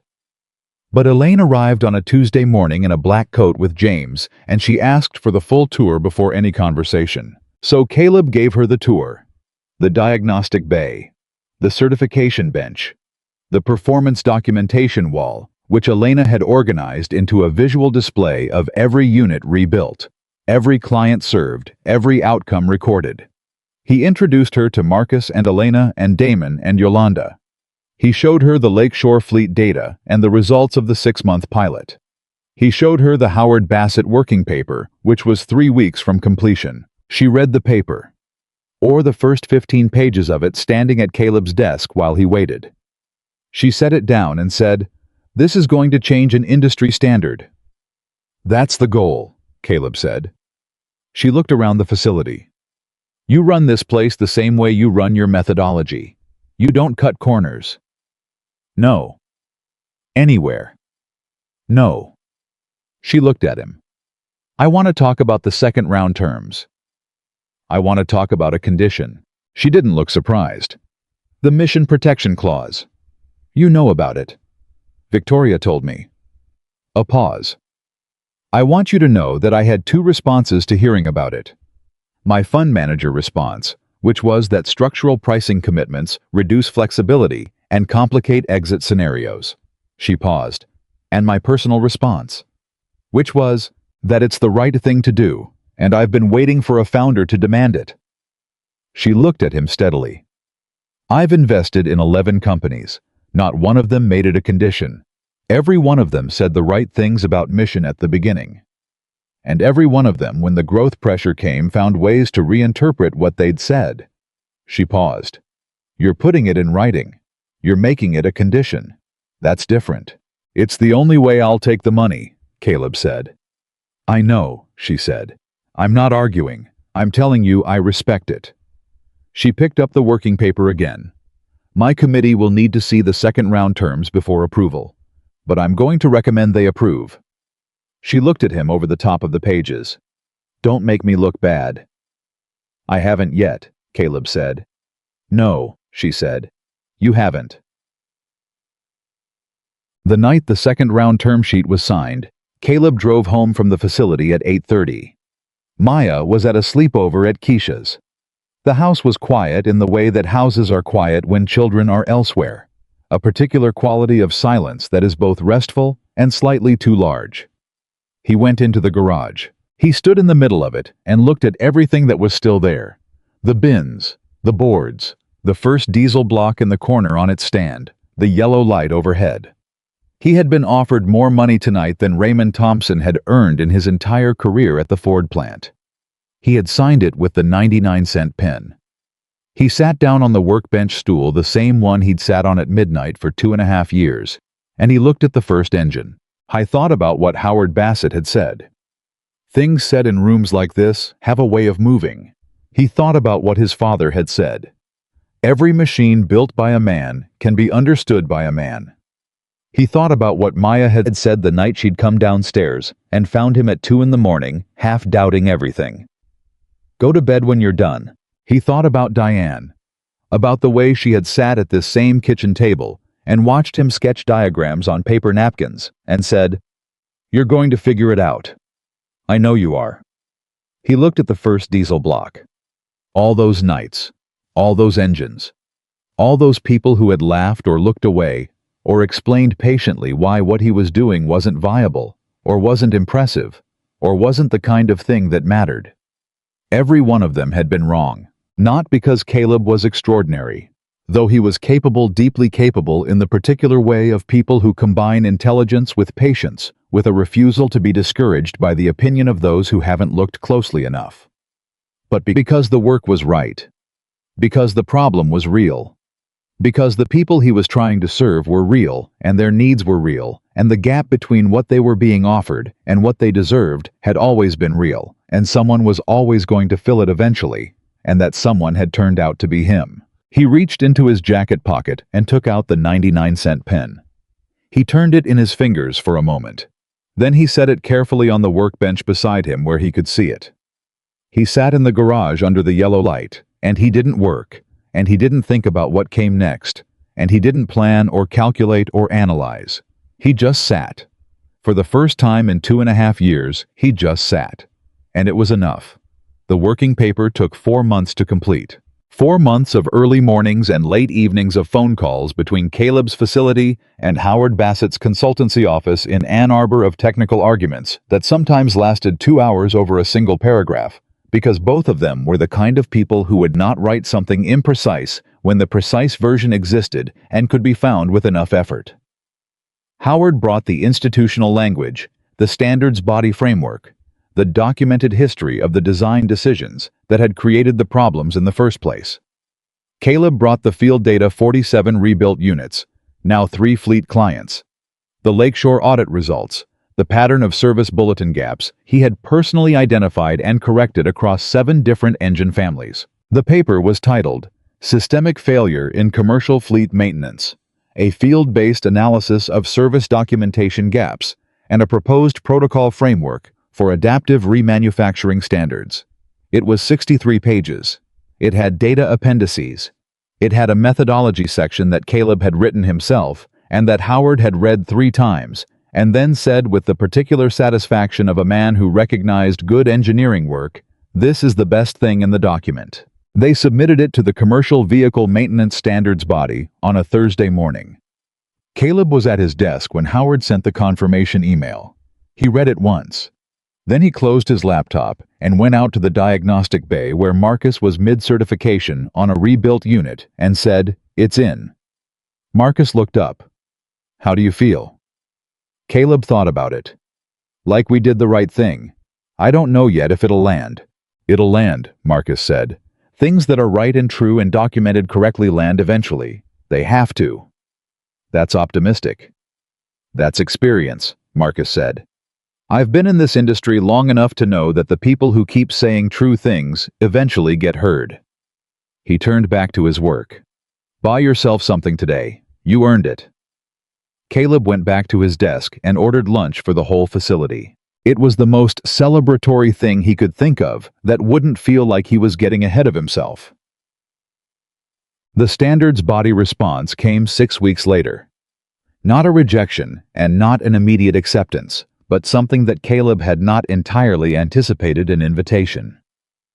The Commercial Vehicle Maintenance Standards Committee was convening a special working group to review the service documentation gap issue, and they were requesting that Caleb and Howard serve as technical advisors. Howard called the minute the letter arrived. "They're taking it seriously," Howard said, and for the first time since Caleb had known him, Howard's voice had something in it that sounded like relief, the deep, specific relief of a man who had been trying to move a thing for a long time and had finally felt it move. "When's the first session?" Caleb said. 3 months. Washington. 2 days of hearings." A pause. "They're also inviting representatives from 3 major manufacturers and 2 fleet associations." "Holloway," Caleb said, thinking of the panel at the auto show. Gerard Holloway, the OEM sustainability director, who had pushed back and then said, "That's a fair challenge." "I'd expect so," Howard said. "He's credentialed enough to be in that room." "Good," Caleb said. He pushed back honestly at the conference. "I'd rather have honest opposition in the room than people who are quiet and resistant." Howard was quiet for a second. "You know, most people in your position would be hoping the opposition stays home." "Most people in my position aren't trying to change a standard," Caleb said. "They're trying to win an argument. Those are different goals." Maya was 12 when Caleb went to Washington for the first Standards Committee session, 12 and in 7th grade, and reading at a 10th grade level, and had recently informed her science teacher that the lab procedure for a particular experiment was inefficient and could be completed more accurately with a modified approach, which she had then written up in 2 pages and submitted with the original lab report. Her teacher had given her an A and quietly revised the lab procedure for the following year. She was, in short, her father's daughter. The night before he flew out, Caleb was in the kitchen packing his briefcase, the good one Patricia had given him when the second round closed, dark leather, the kind of thing his father would have called serious, and Maya was at the counter eating an apple and watching him with those eyes. "You're nervous," she said. "I'm prepared," he said. "Those aren't the same thing." "You're allowed to be nervous," she said. "It's Washington. It's a big deal. It's a room," he said. "I've been in rooms before. Not this kind." He stopped packing and looked at her. She was right, and he knew it, and she knew that he knew it. Washington was a different kind of room, not a conference panel, not an investment meeting, not a client negotiation. It was the room where decisions became standards, where what one person had found in a garage in Canton Township either became the way things worked for every commercial fleet in the country, or didn't. "I know what I'm talking about," he said. "I have the data. I have Howard. I have 63 pages of the most carefully documented engineering analysis I've ever produced." "You have all of that," Maya agreed. "You also have the thing that none of it can replace." "What's that?" She set down the apple. "The reason. You know why this matters. Better than anyone else in that room will know. And when you explain it the way you always explain it, starting with the person it affects, not the system people understand." She picked up the apple again. "That's your superpower, Daddy. You make people see the human being in the machine." He looked at his daughter, 12 years old. Apple in hand, sitting at the same kitchen counter where she had been 9 years old, and told him he should hurry up because he was almost done and needed to prove it. "When did you get so wise?" he said. "I've always been wise," she said. "You just didn't notice because you were busy in the garage." The Washington hearings lasted 2 days. Caleb testified for 40 minutes on the first morning. He said almost everything he had said at the auto show panel, but more precisely, more specifically, with the full weight of the working paper and the Lakeshore audit and 47 completed units behind him. He told the committee about Rosa Martinez, about Gloria Reyes, about his father's engine. He gave them the data, and then he gave them the people behind the data, because Maya was right, that was always the right order. Gerard Holloway testified on the second day. Caleb had not known what to expect. Holloway was representing OEM interests, and OEM interests had reasons to resist a protocol change that would close the service bulletin gap and, in doing so, reduce the repair revenue that the gap generated.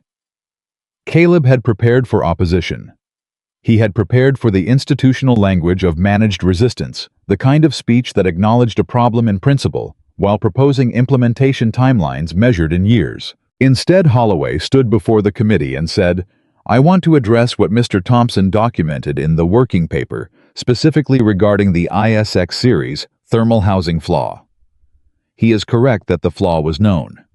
He is correct that the service revenue consideration influenced the decision not to correct it in the original design review. I am not going to defend that decision. It was the wrong decision. And the protocol gap that allowed it to persist for 11 years, that is also a failure. One that this committee has the authority and the responsibility to address." There was a stillness in the hearing room. Caleb looked at Holloway. Holloway looked back. And in that look, the particular direct look of one professional acknowledging another, Caleb understood something.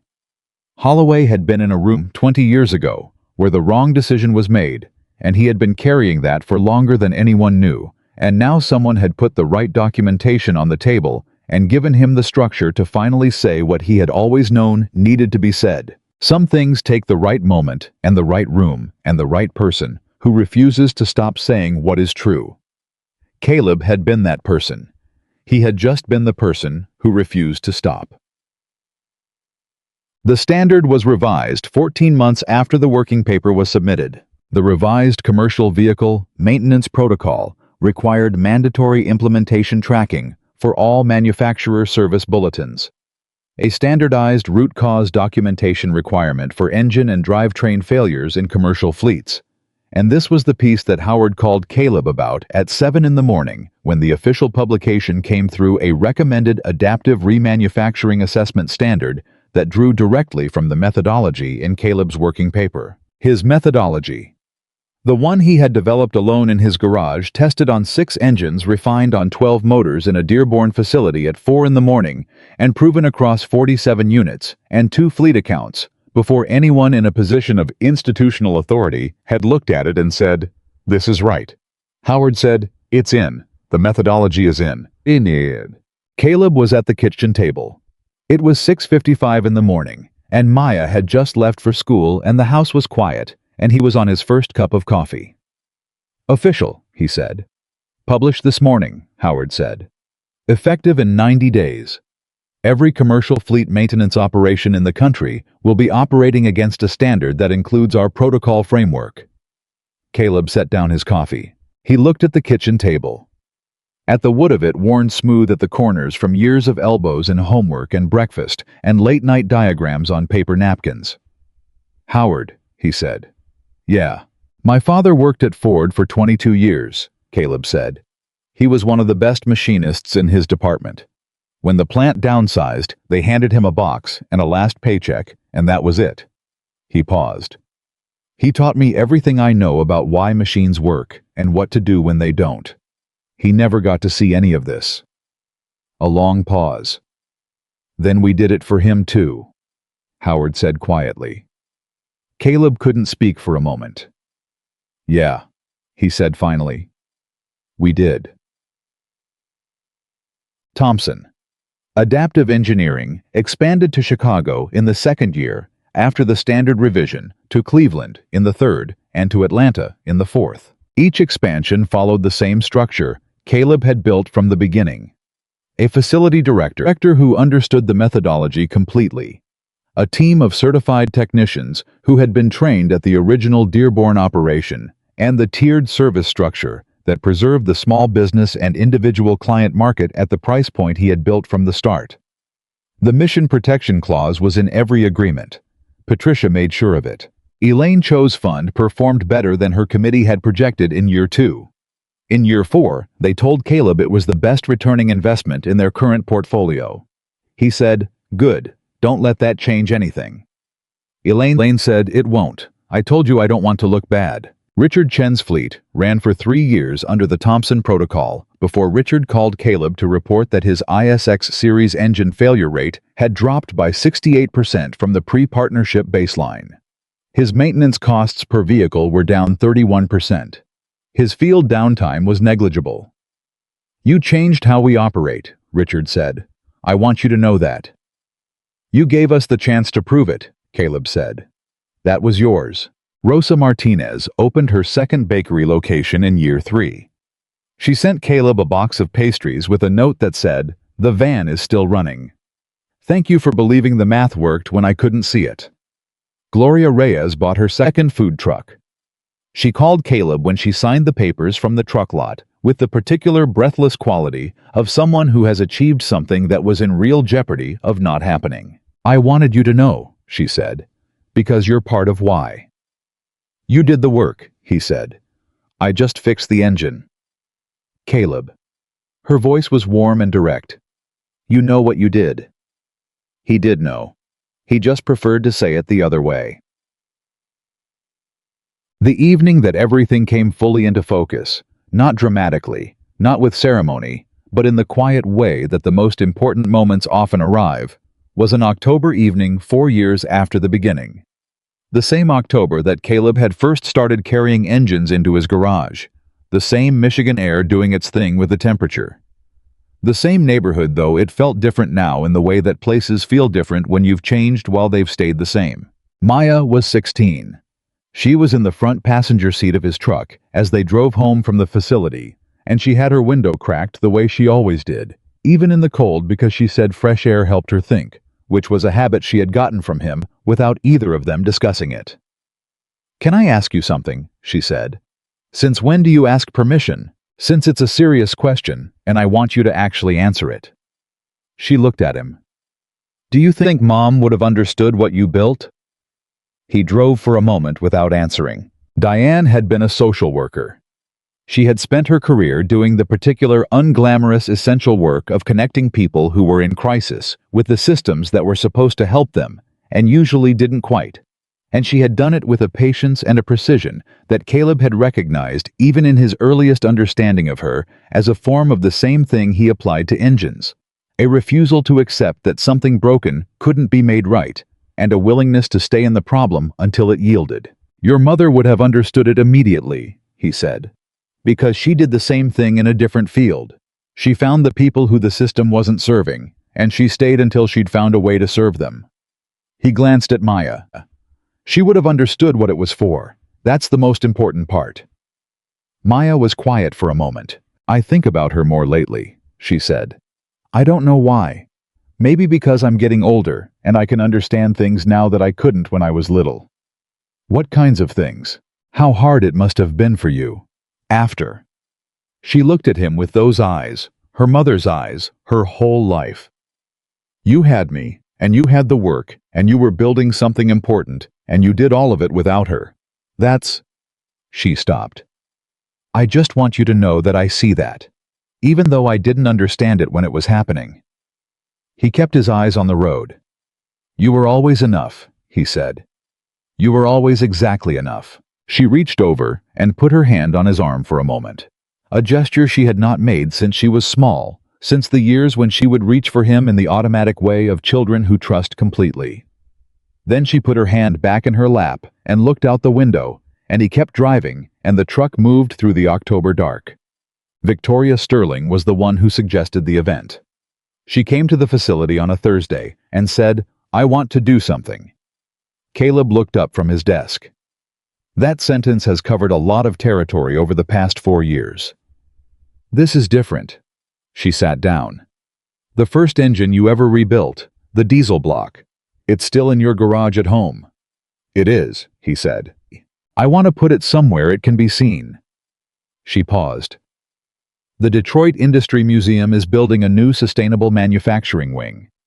The director called me last month about a StirTech exhibit, our early prototyping work, and I said I wanted to include something from our partnership, and then I thought about that engine, and—" She stopped. "It's the beginning of the whole thing, Caleb. It's the proof of concept that started everything. The service standard, the 4 facilities, Richard Chen's fleet. Gloria Reyes's food truck. All of it starts with that engine. He looked at her for a long moment. The engine that everyone called junk, he said. Yes. He was quiet. What would the exhibit say? He said. She leaned forward slightly. Whatever you want it to say. The museum director wants you to write it. She paused. But if I had to suggest something, what would you suggest? The truth, she said simply. That a man built this in his garage at midnight while his daughter slept upstairs and his neighbors laughed. That nobody believed in it until they saw what it could do. And that what it could do turned out to be more than anyone had imagined, because the man who built it already knew who he was building it for. Caleb looked at his desk.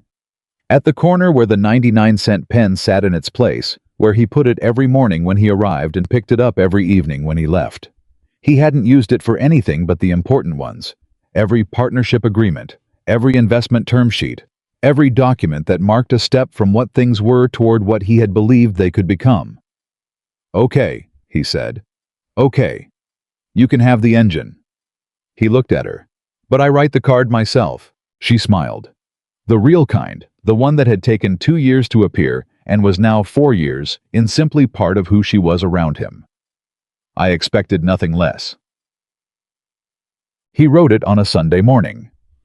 Maya was at Keisha's, where she still went on Sunday mornings as she had since they were 9 years old and best friends, and the world was smaller. The house was quiet. He sat at the kitchen table with the legal pad and the pen his father had given him at graduation, and he thought for a long time before he wrote a single word. I thought about Raymond Thompson on the east side of Detroit, teaching a 12-year-old boy that every machine built by a man could be understood by a man. He thought about Michigan State and Continental Automotive and the 8 years of corporate engineering that had given him everything he needed and then been replaced by something that mattered more. He thought about the hospital parking lot at 2 in the morning and the rope that had brought him home. He thought about 2.5 years of midnight work and doubt that he mostly didn't let himself feel, and the yellow light overhead and the particular sound of an engine catching clean when it had been broken. I thought about Maya at 9 years old, saying, "Go to bed when you're done." About James Park at the garage door with his legal pad. About Patricia countersigning at the conference table. About Elaine Cho saying, "Don't make me look bad." About Richard Chen forwarding an email with no message attached. About Gloria Reyes with her hand over her mouth. About Howard Bassett saying we did it for him too. About Victoria Sterling, standing in the hallway of the facility on a Friday afternoon, listening through an open door, understanding something she had spent years not understanding and being changed by it. About a neighborhood in Canton Township, and a man with a broken garage door, and a daughter asleep upstairs, and a pile of engines that everyone had already given up on.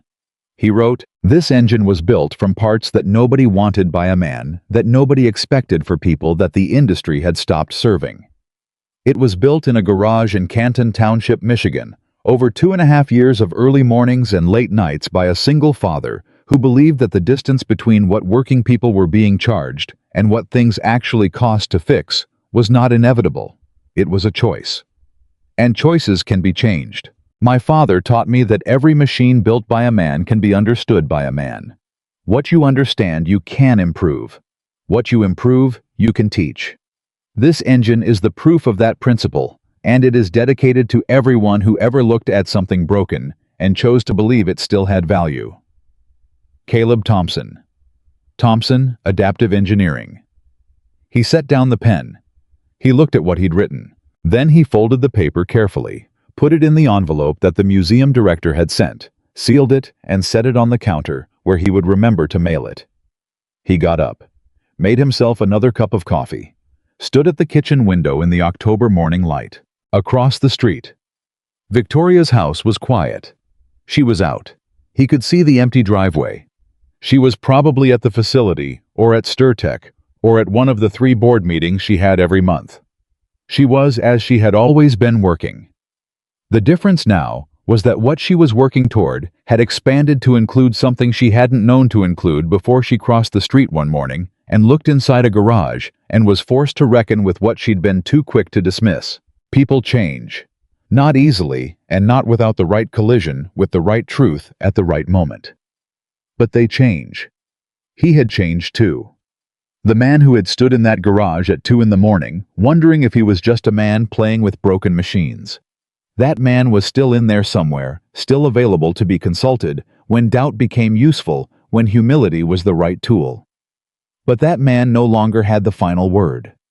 The final word belonged to the work, to the 63 pages that changed a national standard, to the 4 facilities, and the growing team, and the waiting list that never got shorter, because the need never got smaller. To Rosa Martinez's van, and Gloria Reyes's truck, and Richard Chen's fleet, and every engine that had come through the diagnostic bay and gone back out into the world running better than it had the day it was made. To Maya, who was 16 and terrifying and right about almost everything, and who had never not, for a single moment in her life, doubted that her father was exactly who she knew he was. That was the whole of it. That was the thing that the neighbors had never seen from across the street, that the investors who walked away had never understood, that the dinner party guests had laughed about over-expensive wine without knowing they were laughing at the future. A man who knew what he was building and why he was building it, and for whom, and who refused through 2.5 years of midnight and doubt and broken engines and closed doors to let any of those 3 things go. The work was always its own argument.